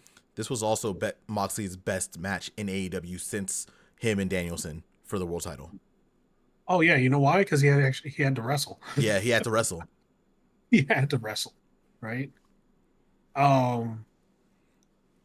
Yeah, man. Like I would say, like this is next to the women's gauntlet match and Kenny Omega. I think those are like the three best matches of the card. Mm-hmm. This one, hey, they came out swinging, dude. um, right in the beginning, Mox blindsided Powerhouse Hobbs, tried to get the best of him, but that wasn't going to work. Hobbs, of course, turned it around and started beating the crap out of Moxley. At one point, Hobbs bit out Moxley's ring and he was bleeding all over the place. They had to find a different spot for Moxley to bleed, didn't they? But yeah, go ahead. Oh, sorry. I don't know what's going on. My mic was being weird. But look, he hasn't bled in a while. Well, Yeah. He hasn't bled on purpose in a while. So, I'll take it. Well, for this, it was a dogfight for this, so Yeah. it makes sense, right? So yeah, as the match goes on, it was a lot of back and forth, and then when Moxley was in danger, he was got power slammed. He got all of that. So after the power slam, Moxley had him in a submission. Hobbs got to the ropes. They broke the submission. And then, the shenanigans began. Wheeler Yuta came in, hit him with the knee strike on the ramp. But Hobbs wasn't having it. He gets back up. He spine busters Moxley after getting kneed in the face with the Wheeler Yuta and thrown back in the ring. It took Marina Shafir hitting him with the briefcase and a paradigm shift. Well, shit, not even then. No, it wasn't over then either. It wasn't over then either. They did those two things, and Hobbs wasn't having it again. He kicked out. Then Moxley hooked on the Bulldog choke, and that was it. And he won for referee stoppage, but that didn't end. That wasn't it. After the match, all the Death Riders surrounded the ring, got in the ring, took Hobbs' brace off, put his leg in the chair, and of course Claudio's asshole ass stomped on it, trying to break that guy's knee before Collision. And all this time they saw them doing this, and Rated FTR's ass was like, I don't know, they were probably on walkers or something in the back, waiting for him to get his knee smashed. And then they came out after he got his knee smashed, and then they all ran out, and the Death Riders ran away. Well, They're all old. They're old. They had to take a second. Took them too long, which is funny. Like Hobbs might have had his leg broken. That shit didn't matter on Collision. We'll talk about that later. Oh no. Well, actually, yeah, we'll talk about it on Collision. It was more than his leg, man. He got jumped twice. We'll just put it like that. Yeah, still didn't matter. It didn't matter. But yeah, man. Overall, good Dynamite. Good Dynamite card. That was fun. Yeah, it was a really good show. Like I really enjoyed this. Like I said, the only thing that was like a negative for me was MJF and Jeff Jarrett. But Yeah. I'm not gonna fault that against the show. The show was really good. Yeah, the show was really good. I'm not gonna. That didn't bring the show so much down that it was a terrible show. No, not at all. There was so much other good stuff. Like, look, the first match was Kenny Omega and Brian Cage. Exactly. You can't bring. I don't care what you do. You can't unless you colossally fuck up the show. There is nothing you can do to bring the show down after that. I don't care. There might be a little, there might be this little hiccup there, and then the show went back to normal. Yep. And the hiccup was MJF and Jeff Jarrett.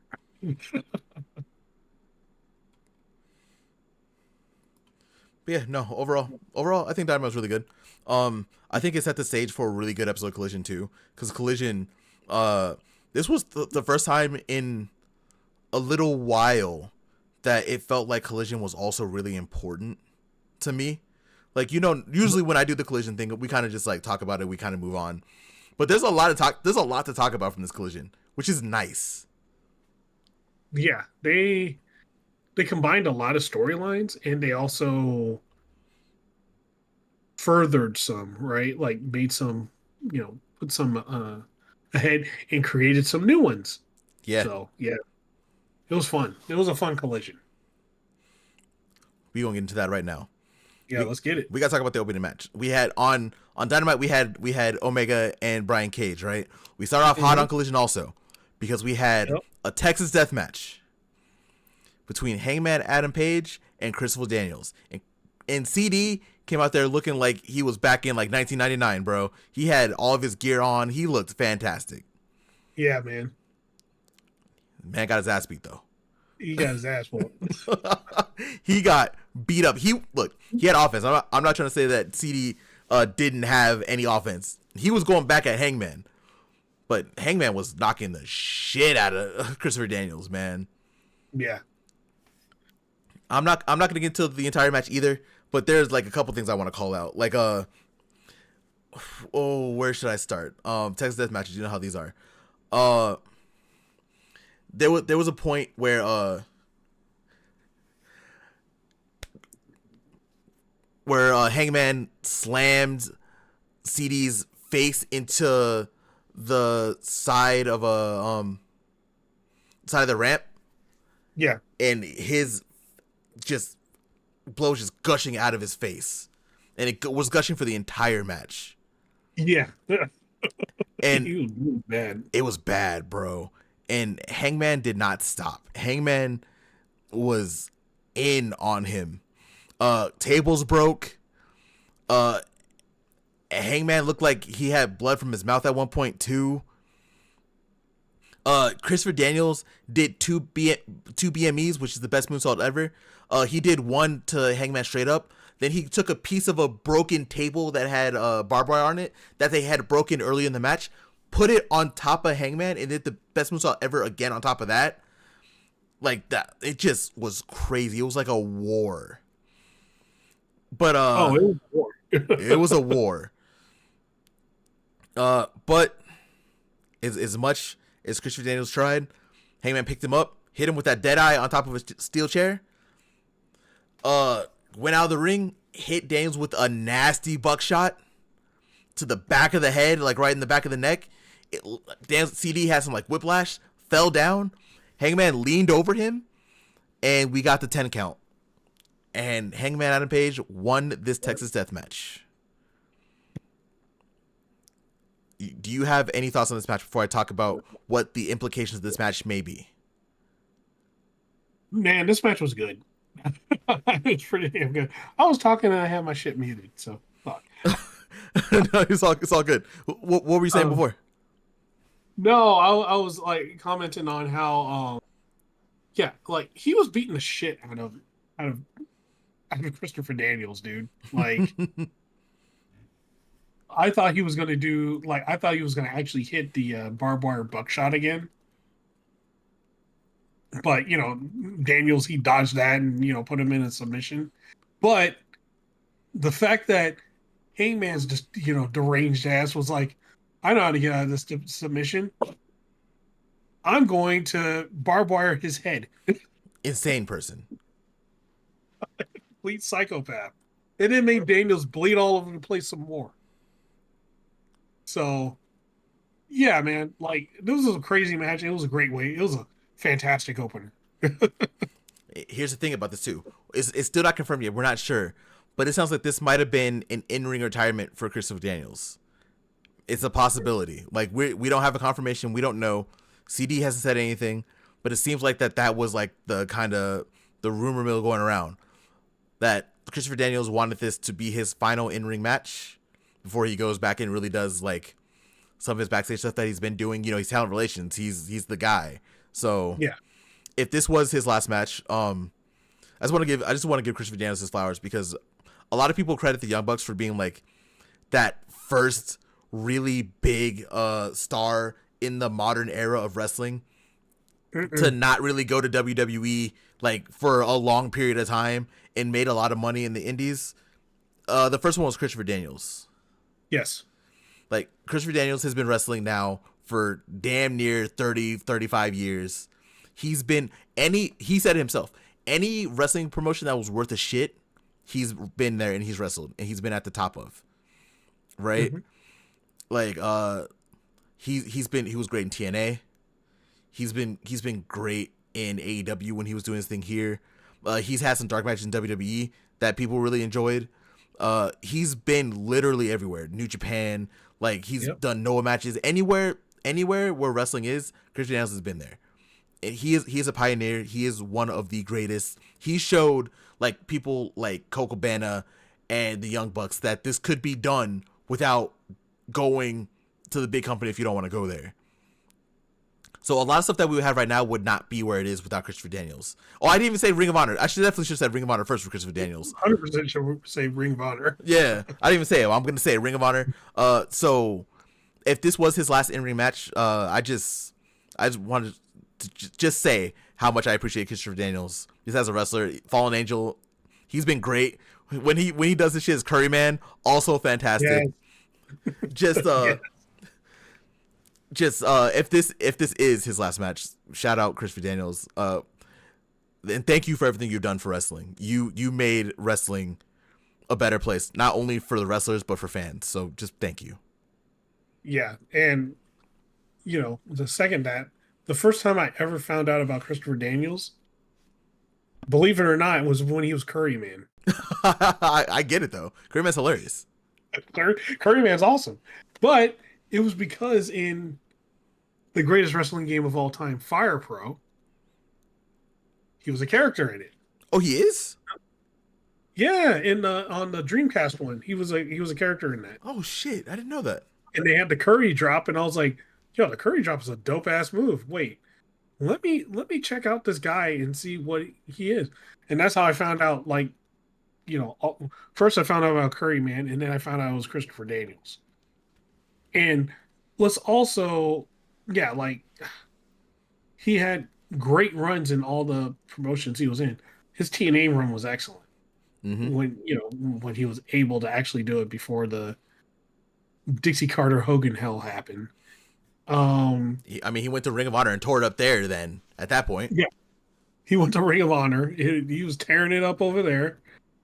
Um, and yeah, man, like his runs in New Japan, and things like that. When he was Curry Man and when he was Fallen Angel, Christopher Daniels, he was great all around. He was solid all around, and he was enough of a guy to anytime he showed up in a place in his prime, he could be the franchise of the company. oh yeah, Like, you know, Ring of Honor, he was top of Ring of Honor.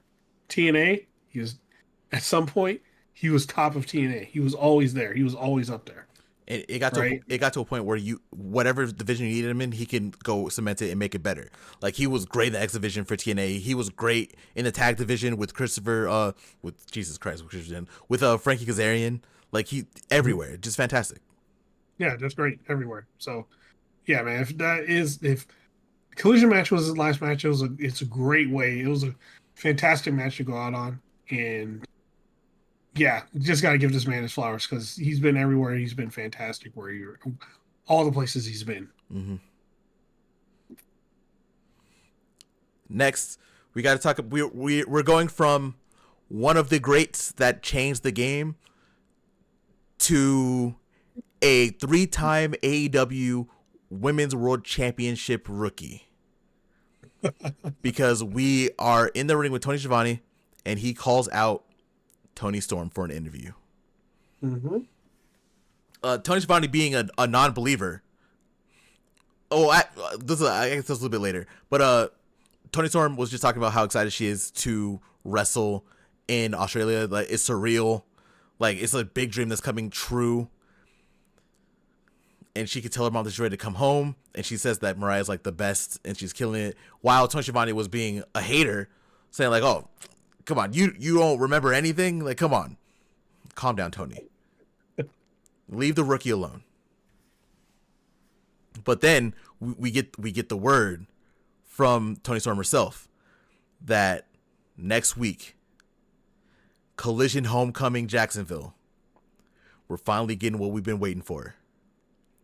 We're getting that first face-to-face between Mariah May and Tony Storm. And one thing that we didn't talk about for the Casino Gauntlet, which I'm happy you didn't say this, by the way, because this works here. When Tony Storm came out, Mariah May was also like, "Oh yeah, she's a rookie. Like I love her," and it seemed like she was a very straight face about it. So she also said Tony Storm is dead, and she likes whoever this is. So we might have a wild turn for this on Collision when they talk for the first time, like face to face. Oh yeah, yeah.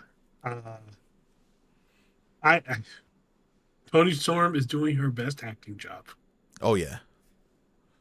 But Mariah May might be doing some acting too, because you know, Mariah May don't buy this shit. Even though she was playing it up on commentary like she did, she doesn't buy this shit. Yeah. And she's waiting to call her out on it. Funny enough, I said it when we talked about Dynamite. Somehow, for me, a talking segment on Collision is my most anticipated thing that's going to be happening. Well, actually, 2 talking segments. One on Dynamite and one on Rampage are 2 of my most anticipated things to happen on AEW TV, which is insane for me. It's weird. But I can't wait to hear Ospreay and Kenny Omega talk it out. and I can't wait to see what happens between Mariah May and Toni Storm. We're gonna get 50 bros. Oh, I can't wait. You got any thoughts on the Toni Storm interview? No, I thought it was hilarious. I thought it was hilarious that Tony Schiavone was like, "Oh, come on." He was pretty much at that point. He's like, "Come on, stop playing." He's being a hater, and then Toni Storm like played it off like, "Your name's Tony, my name's Tony. It's Tony time. You should say it." And then he did it in like his Sting voice. "It's Tony time." And then, all is right with the world again. Yep. He said it in the it's Sting voice. Yeah. Fantastic. Yeah. I thought it was great. Next up, we had a little backstage segment. This was from Dynamite. AEW's been doing this a little bit more recently, which I enjoy. I think this was like literally the backstage comment that we get on YouTube, and we don't get them on Blue Sky, sadly, but on YouTube. Yeah. We talked about it already because we talked about the world title, the tag team titles. We officially got that her syndicate is going to be challenging Private Party for the World Tag Team Championships on Dynamite. I don't know if you have any extra thoughts on that. We did talk about it earlier, but do you have any other things that you want to talk about that? No, it is just we're leading up. We're leading up to her syndicate and Private Party, so it's gonna be fun. Can't wait. Next up, we're getting a match that I wasn't really excited for, but we're getting a new storyline which might be interesting.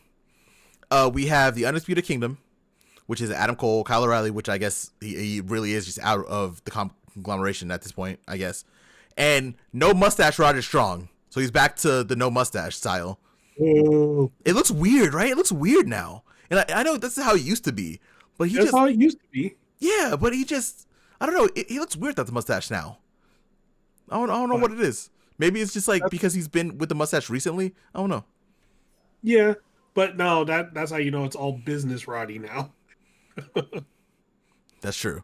I mean, look, we saw how Roddy was doing things last year. Like, Yep. Man possessed. He should have been in the C2. I mean, I'm happy he got a break because he was on every show for a while. I would love him in the C2 though, but probably this year. We'll see what happens. Yeah, we'll see what happens. Yeah, it was Undisputed Kingdom versus Shane Taylor Promotions, which is the Infantry, my boys, Charlie Bravo and Sean Dean, and one of my favorite wrestlers, the Ring of Honor Pure Champion Lee Moriarty. And Shane Taylor was there too. The reason why I wasn't really excited for this match is because I definitely did not want to see the Infantry. I didn't want to see STP lose. I really didn't. I hate it. I hate when they lose so much.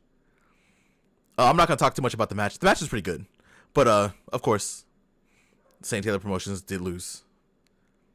But the shocking thing happens. Shane Taylor Promotions, after losing the match, Shane Taylor jumps in and destroys the Undisputed Kingdom by himself. Hilarious, by the way. Kills them all. So the rest of Shane Taylor Promotions jump in. They're doing their thing. And then Daddy Magic gets up and he's upset, right? Because Shane Taylor's kind of taunting him too. So he gets up and then Daniel Garcia comes out and goes right at Shane Taylor. So I guess our new story for a little bit is going to be Shane Taylor Promotions versus Daniel Garcia. And we're going to get a little bit more stuff later because we have there's a whole other thing that happens after this that we'll talk about a little bit later. But we're getting a new storyline here, which is interesting to me. Yeah. So there's a few things I need to say about this match. Oh, yeah. Go for it. First off, STP, the infantry, you could tell, like, I remember seeing Sean Dean before, in the beginning of AEW, right? Mm-hmm. Him and Bravo, right? Mm-hmm. They were not as good as they are now. Bro, they are ridiculous right now. The fact that they haven't held the Ring of Honor Tag Team Championships yet is a shame. Yeah. They need to put those titles on those guys because those guys are so damn good. Mm-hmm. They're really good. Like, they showed it in this match, right? And you can see all the work they've been doing. So, props out to those guys. Lee Moriarty is the shit. let's just say that right now. Lee Moriarty, he's the man, dude. Hell fucking yes, man. And also, like, let's in case you guys didn't know, Lee Moriarty was the one that got Nigel back in wrestling shape. Ooh, that doesn't surprise me, but that makes sense. That's why, like, the surprise, quote unquote, surprise match between him and Nigel at Final Battle. It's also why that happened, right? But when Nigel was going to come back and go to do the Battle Royal in England, and then trained up to, do the match against Danielson, Lee Moriarty was the guy that trained him back up. So, yeah, Lee Moriarty's the man. So there was one thing that the Undisputed Kingdom said at the end. I think it's in the thing a little bit later, but we'll talk about it right now. Yeah. They said we're focused on not only because they're looking at that TNT title, so Danny Garcia might have a problem.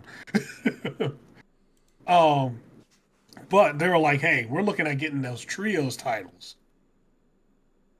which I don't know.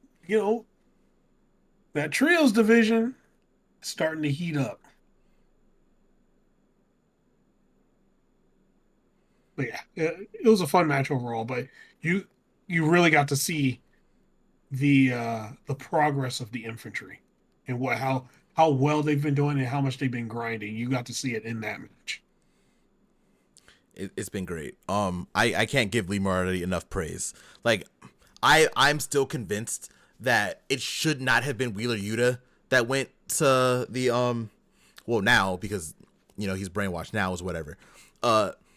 Danielson was also targeting Lee Moriarty, and I think people forget that before the Blackpool Combat Club became like a real thing, they were targeting Wheeler Yuta and Lee Moriarty, and Lee Moriarty also had like a banger match with all of them. But for whatever reason, it had to be Wheeler Yuta. Still kind of annoys me a little bit, irks me a little bit, because it should have been Lee. Because Lee's been, look, yes, Wheeler Yuta has improved leaps and bounds. But Lee's been this, and he's improved from that already. Lee's already been great, and he's improved from that. Mm-hmm. So I want to see them. I want to see Shane Taylor Promotions more on AEW TV a lot more often. Or if not, they need to be taking heads in Ring of Honor. Lee is already doing it. He's cementing himself as like probably one of the like top 5 Ring of Honor pure champions, because he's out there out wrestling everybody that he's in the ring with. He damn near almost out wrestled Nigel McGuinness, bro. Yeah. So just I love giving them their props. And then, like you said, when we were talking about the trios division, right? There's one trio. There's one trio right here. Immediately, we had the Undisputed Kingdom, which is coming out as a trio, right? And then we have Daniel Garcia, Matt Menard, and it sounds like Cool Hand Ange is coming back next week. Yep. Another trio. They're rebuilding this trios division after. I'm just saying, we said it, and all of a sudden, more trios are coming out. I'm not gonna say they listen to the podcast.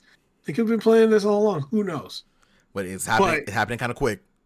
It happened kind of quick. That was a real quick pivot.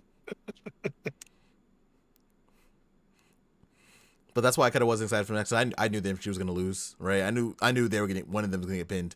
I'm happy that we extended out to more stories. We have more stories coming from this, so it's not like they just got beat and they're just out of here. But yeah, overall, I think it was a fun match. Yeah, it was a fun match. Like in the beginning, I was kind of in the same boat as you, but after when I was like, all right, hold on, let me just watch the match, because it's on Collision. You on Collision, you wrestling, you got to work. Mm-hmm. That's the work show, right? And yeah, them guys worked. They put in work, dude. And you got to see all that grinding they've been doing, because them guys have been grinding in Ring of Honor. So yeah, like I can't give them a phrase. I can't wait to see what happens next. We're gonna get them like if Collision's gonna be the work show, like you said, and at this point it is, right? They got all the right people on that show right now, except for we'll talk about the main event when we get there. But yeah, we'll talk about that. They got all the right people on the show right now. Right after the match, we had a little. Well, they had the segment that you were talking about, right? We're gonna skip over that. We talked about it a little bit.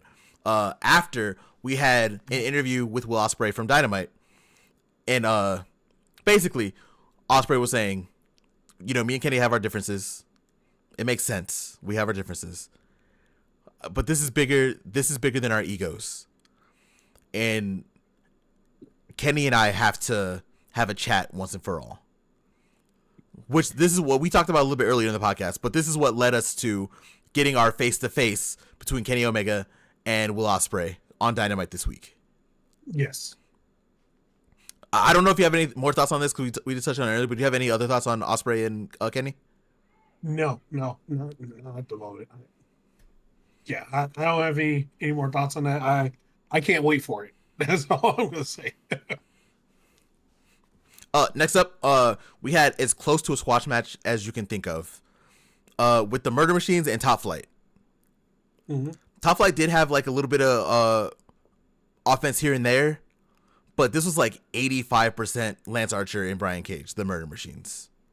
Actually, it wasn't Top Flight as a whole that got offense in. Darius Martin got killed the whole match, right? Pretty much. It was Dante Martin offense, and that was it. Dante Martin playing the Dante Martin greatest hits. After he got smacked out of the ring like a fly, then they decided to beat the shit out of Darius. And that was the match. Yeah. Pretty much. I think if this doesn't tell you where Top Flight is right now, I don't know what to tell you, because Top Flight was like a top team in AEW a couple years ago. And granted, this is really good for Lance Archer and Brian Cage, right? Lance Archer has been deserving to be on TV a lot more. Yes. Brian Cage has been on TV a lot more lately. This is another established tag team. They beat a very established tag team in Top Flight. And yeah. Right after this, though, we had Action Andretti and Leo Rush. They came out there and they beat up Top Flight. Yes. Yeah. Super Troopers beat up Top Flight. Yeah. So top Flight right now is just, they're just not in a good place. They're getting beat up by everybody. They need to go back to Ring of Honor. Yeah, they really do. They need to figure something out. They need to. They have Layla Gray. They're not really utilizing Layla that well either. Like they need to figure something out. Like this is great for the Murder Machines, because they definitely needed like a big tag team win, right? And they beat a very established tag team, so that helps them shoot up the rankings. But this sucks for Top Flight. Yeah, I'm going to say specifically Dante and Darius need to go to Ring of Honor. Layla Gray stay on Dynamite Collision in AEW and get in that women's division some more.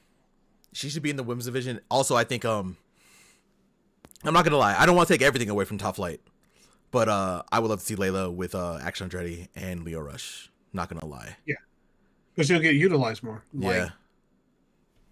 Instead of the valet that sits there, she can be the valet that does stuff to people.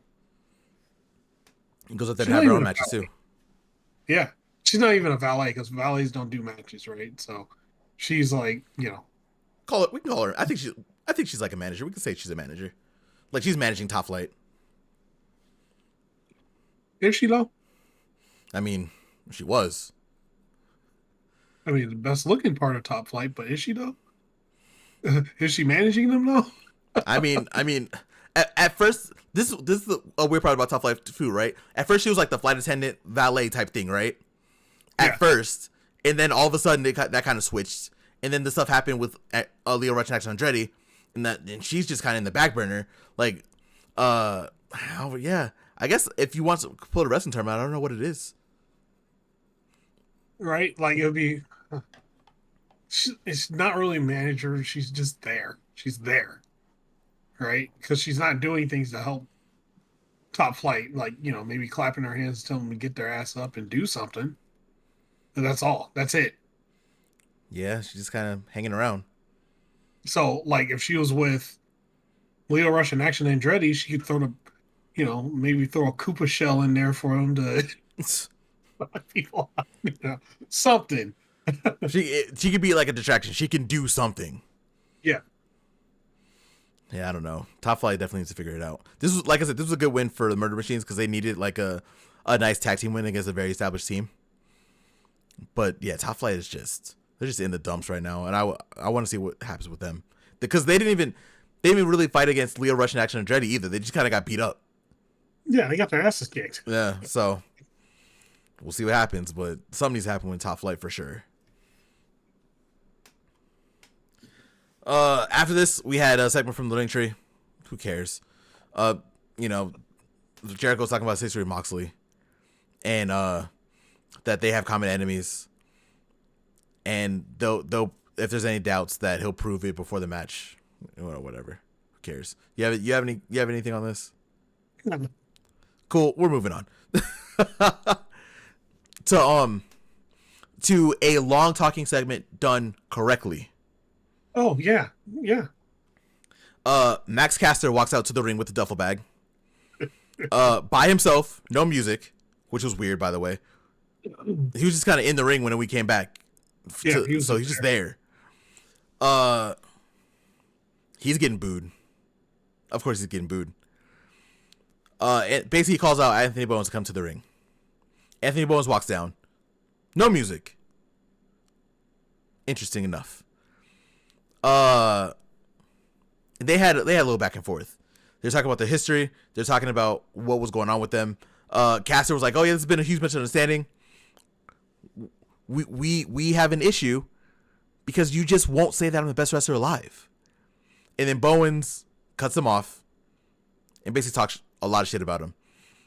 It says the uncomfortable truth that you're an arrogant piece of crap. I don't think it's that crap. I'm pretty sure it's an arrogant piece of shit. Yeah, he called him a piece of shit. Yeah. Bowens was talking about how much he's been protecting Caster from like the locker room, from the media. That he's been doing everything to protect him everywhere, and he's been like the beacon of AEW. And if you want to know the truth, these people think you suck. You're not the best wrestler alive. And then he put himself over talking about the things that we all have been talking about him. That he has the potential to be a world champion. He has all the tools. And he called himself the wrestling 5-tool player again. And he said he didn't need a piece of paper from the government to prove it because while Bowens was talking, Caster was like, "Oh, I'm not the best wrestler alive?" And he pulled out like a document saying, like a notarized document saying that he was the best wrestler alive. Hilarious, by the way. It's great. He was laughing at himself while he was doing it. That's what... Because you could see him start to laugh and he fucking... turn it. He's like, "Oh yeah, well I'm the best wrestler alive. It says it right here." So stupid. Well, after this, Billy Gunn walks out, and they were talking about Billy Gunn was saying like, "What are you two doing? I'm attached to you guys. I need to make a lot of money. If you guys break up, you're not making me a lot of money. What are you doing?" And then Caster is like, "Billy, this is your fault. You attach yourself to a couple young wrestlers so you can hear people chant your name, but this ain't the 90s. They don't want to see you. They want to see the best wrestler alive." Oh yeah, and Anthony Bowens. They want to see the best wrestler alive and Anthony Bowens. Saying that Caster was saying that Billy Gunn rode his coattails, all this other stuff, and then he turns back to Anthony Bowens like, "You're my best friend. We've been through it all. You have to choose. Is it me or this old sack of shit?" Caster and Bowens put out the scissors, and then Bowens, in one of the most iconic shots of Collision, while Caster has the scissor up, Bowens is flicking off Caster. The crowd's cheering. We got shots. This was a perfect moment. And then Bowens walks over to Billy Gunn, and Caster's like, "Oh, I'm not even gonna give you satisfaction. You want to walk away from me? I'm walking away from you. Like, whatever. You guys are gonna suck. You all suck. All the people suck. I hate you all. And you don't need me because you're gonna need me because I'm the best wrestler alive." And walks out. And then Bowens and Billy Gunn do the scissors one more time, and that ends the segment. Yeah. Any thoughts? That was a fun segment. Actually, I think the hilarious part is like some of the best parts of the segment was all Max Caster. Because Max Caster was pretty hilarious during this segment. Delusional heel. He's gonna look. Yeah. As much as I don't like Max Caster, I don't think he's a good wrestler. I don't think anything. He's going to be a fantastic delusional heel. Yeah. So, yeah, it's gonna be great, and they're probably gonna wrestle, both their own ways, and they eventually get back. Well, not get back together, but they're gonna catch up to each other and then have to wrestle. So we're gonna see. Caster gonna have to do a lot of wrestling if you want to catch up the Bowens. Oh yeah, yeah. But yeah, overall, I think this is a really good segment. I really enjoyed it. That's the reason why I went through it. It was really good. And finally, Anthony Bowens is free. Yep. So we can see what he does next. Mm-hmm. Next up, we got to talk about the AEW Continental Championship match. Yep. 50% Kazuchika Okada went up against Tomohiro Ishii. We talked about this match a little bit earlier, but definitely more of a slower paced match than I'm used to between Ishii and Okada.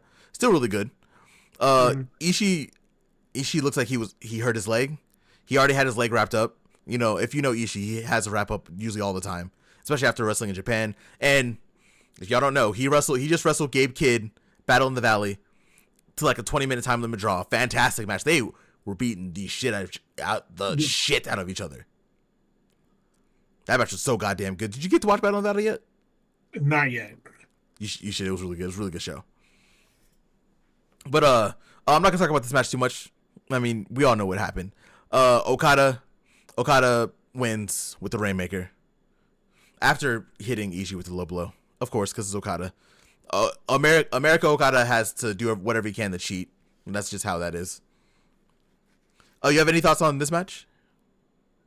I like the match. I know, but it did look like Ishii was beat up, dude. Because what is it? He's been doing some tough matches for about how many weeks in a row? It's been a while. Plus that match with Gabe Kidd, like him and Gabe Kidd were beating the hell out of each other. You'll see when you see that match. It was the first match on the card for Battle in the Valley. It was crazy.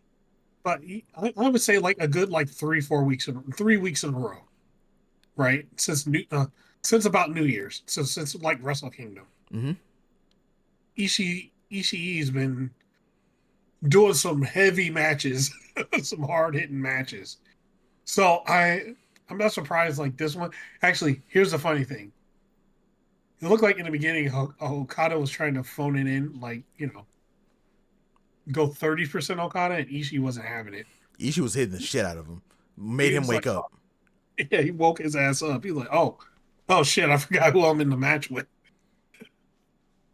So, yeah, it was a fun match. But, of course, I like both wrestlers, especially, Ishii. Yeah, it's Ishii. Like, he's there. He's always going to be, like, one of my favorites every time he shows up. Mm-hmm. After this, I'm not even going to ask you for your opinion on this one because it was whatever. Dustin Rhodes beat Adam Priest. Whatever. Who cares? I think people expected like something to happen. Nothing else happened. It was just a Dustin Rhodes match. Yeah. Whatever. Next, we're talking about something that was actually important. We had Julia Hart versus Harley Cameron. I'm not gonna talk too much about this match, but Harley Cameron came out with the sunglasses. She takes them off. We see that black paint coming over one of her eyes. It's starting. We're gonna see how Harley takes this. But this was a really good match. This was a lot of fun. We know Julia's been doing great, right? But we haven't really seen Julia wrestle anyone like super young yet, right? I think this was like a really good test match for Julia to see what she can do, and I think they nailed it out of the park. It was a really good match. Yeah, it was a great match. Like her and Harley went at it, and Harley, we say it every week, Harley's really good. She's in there wrestling. That's why. Yeah.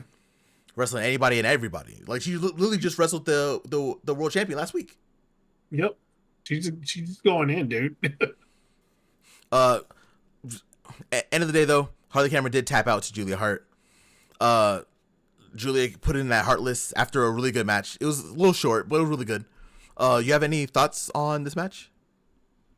No, I thought the match was good. It was a great match. Cool. After this, we got the announcement that we're gonna see Samoa Joe in his first match back in AEW for a little bit, wrestling Nick Wayne. So rest in peace, Nick Wayne. Rip. And then after that, we saw the Learning Tree jump Hobbs, and they took his leg brace. So they beat up Hobbs, left him in the back, and it led us to our now 11-man tag team match that people were freaking out about.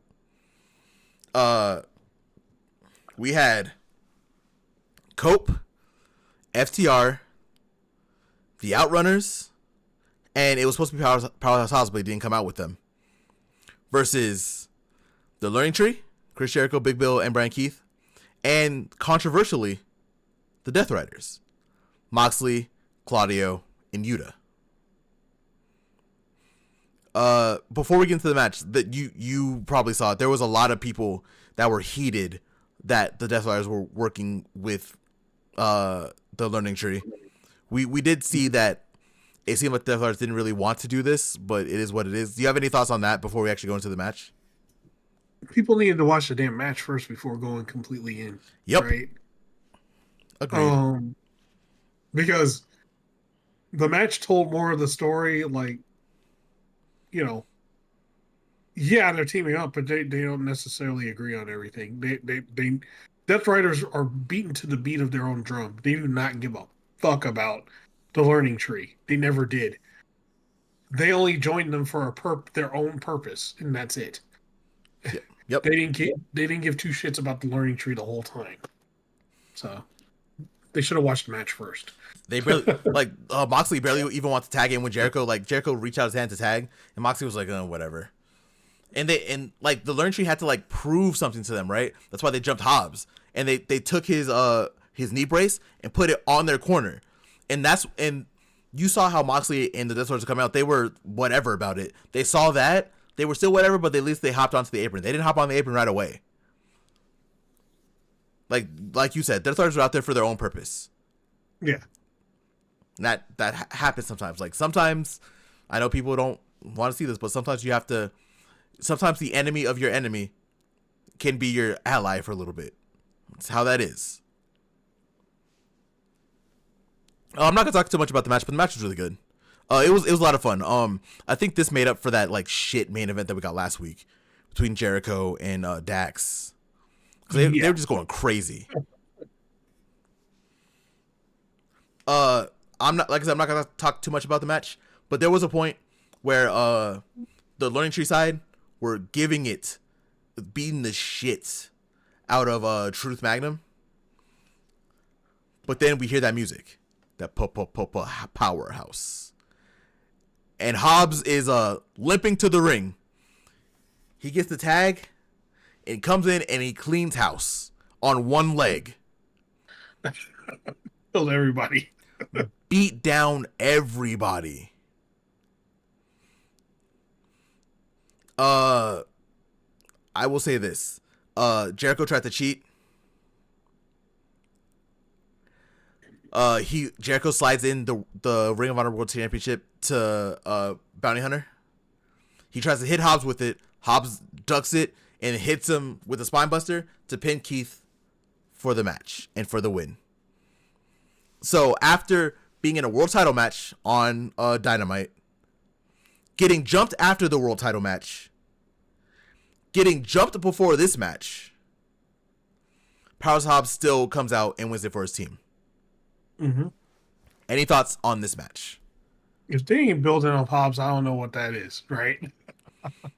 God, this is the most obvious build-up, and I love it. Every second of it. Yeah. One of the other things was there's one part I really enjoyed of the match. So I think it was like it was Dax and then Brian Keith. No, It was Cash and Brian Keith. They were outside of the ring and they were fighting. And there was this little kid that was getting hyped up. He was like, "Yeah." Oh yeah, that's right. That's right. Yeah.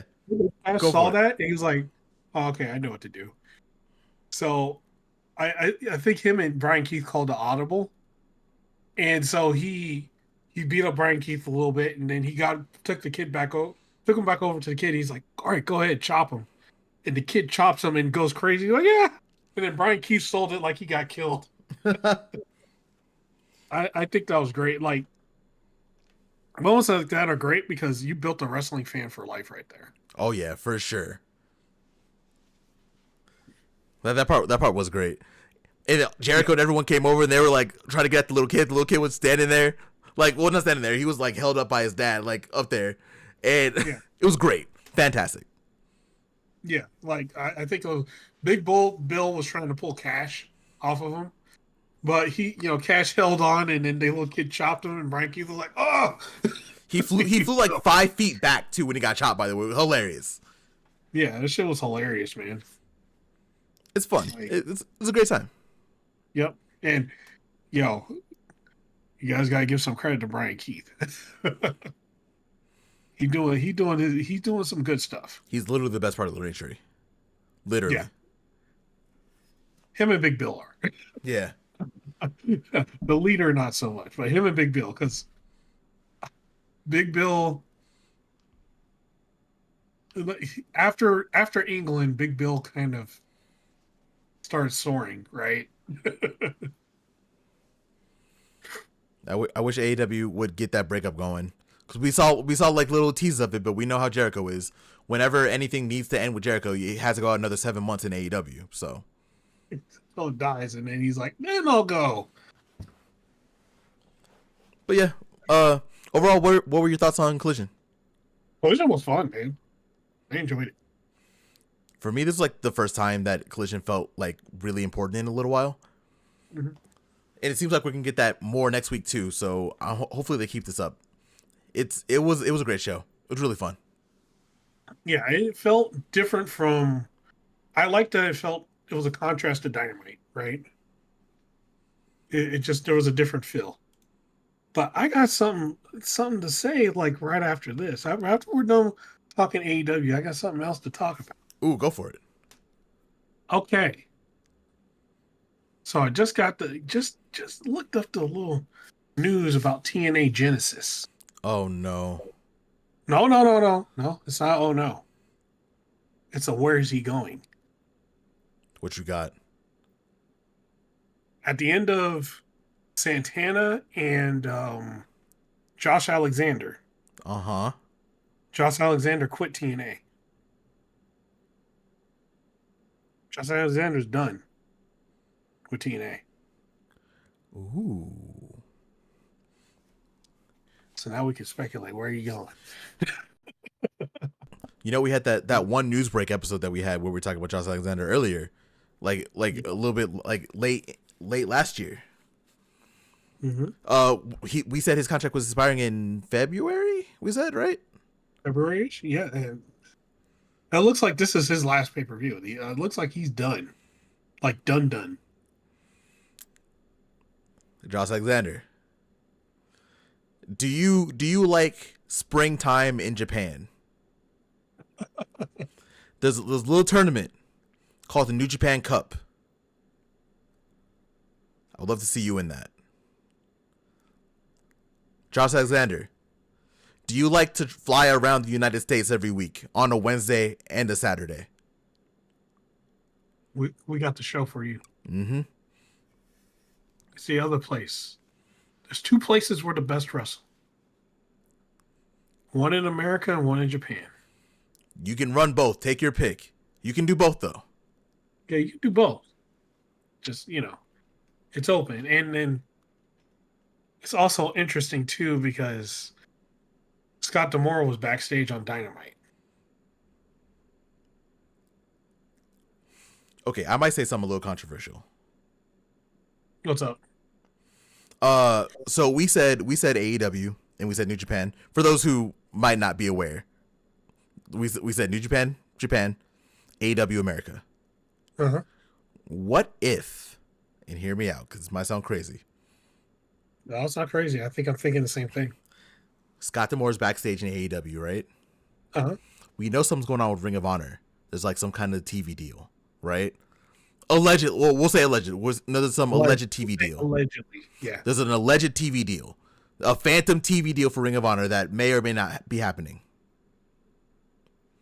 What if instead of going to AEW or Ring of Honor, the next pay-per-view for Ring of Honor, we get like a mystery opponent for the World Championship?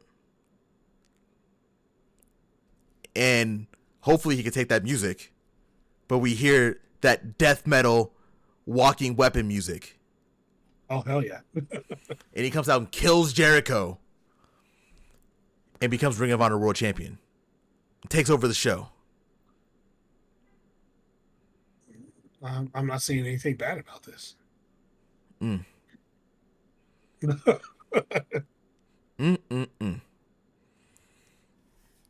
But yeah, it's probably for the best that Josh Alexander is leaving, because from where TNA is right now and what they're trying to do and their newfound deal with NXT, he don't fit in that mold anymore.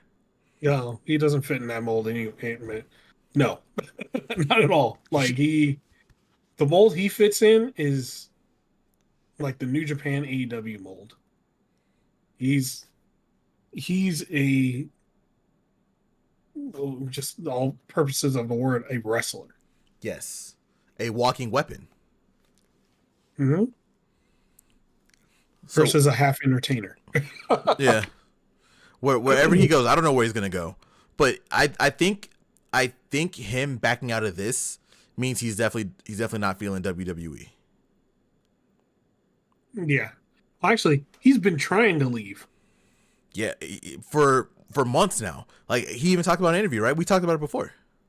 Well, not months, like a year. Like when they increased his deal, he was trying to leave. Yeah, we talked about that on that new show too.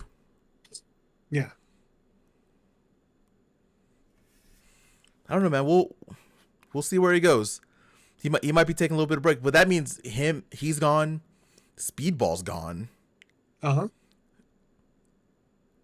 I think they're gonna be shedding some more people from TNA, but they got their top guy. Their top guy is gone. Like, Josh Alexander was the guy in TNA. Josh Alexander is this generation's Mr. TNA. Yes. So it's gonna be interesting to see where he goes, wherever he wants to go next. See what he wants to do. If he follows the same, if he follows the path, right?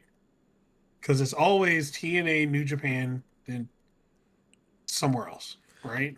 God bless if he takes the AJ Styles blueprint and goes to New Japan and kills it as like a, maybe not Bullet Club leader. I don't think he's gonna be leader of Bullet Club or anything like that.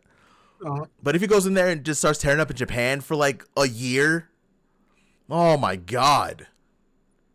Yeah. Josh Alexander, do you like tournament wrestling? He probably does. There's another tournament in the summer, the best wrestling tournament that happens in the summer in Japan. They might need an extra body. Oh my God. Perfect place to tear it up too. Mm-hmm. Because people forget, when Moxley left WWE, he didn't go to AEW first. AEW was like kind of a thing here and there. He didn't go there first. He took his ass over to Japan.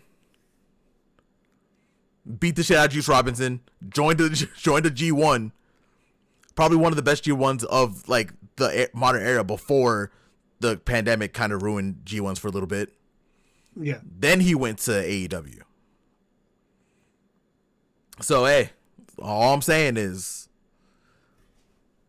if you want to go to Japan, see some sights, all for it. It'll be good. It'll be real good. I can't wait to see where he goes. This is going to be fun. Hopefully we don't have to wait too long. Hopefully like within a month we just get it. We know where he's going. Yeah, unless he's trying to take a break for a little bit, right? Yeah, that's true. Hopefully not. You got any more thoughts? Anything else you want to talk about? No, man, that's it. All right, man. Take us home. All right, guys. If you've been with us this far and got to the end of the show with us, thank you very much. We really, really appreciate it. And to end the show, my YouTube warriors, I'm gonna need you to do something. I haven't asked you very much, but I need you to do it this time. First, hit that like button. We very much appreciate that. And then I need you guys to get on that top rope, toss off that elbow pad, and drop an elbow on that subscribe and bell button. Roll over if you have to. Because that will give you all of our shows when they pop up. And yeah, it'll also tell the algorithm also that you like our show. And, you know, you'll also get the best podcast, best pro wrestling, AEW, New Japan podcast out there. So subscribe, hit the bell button. And yeah, with that, we're out. Peace.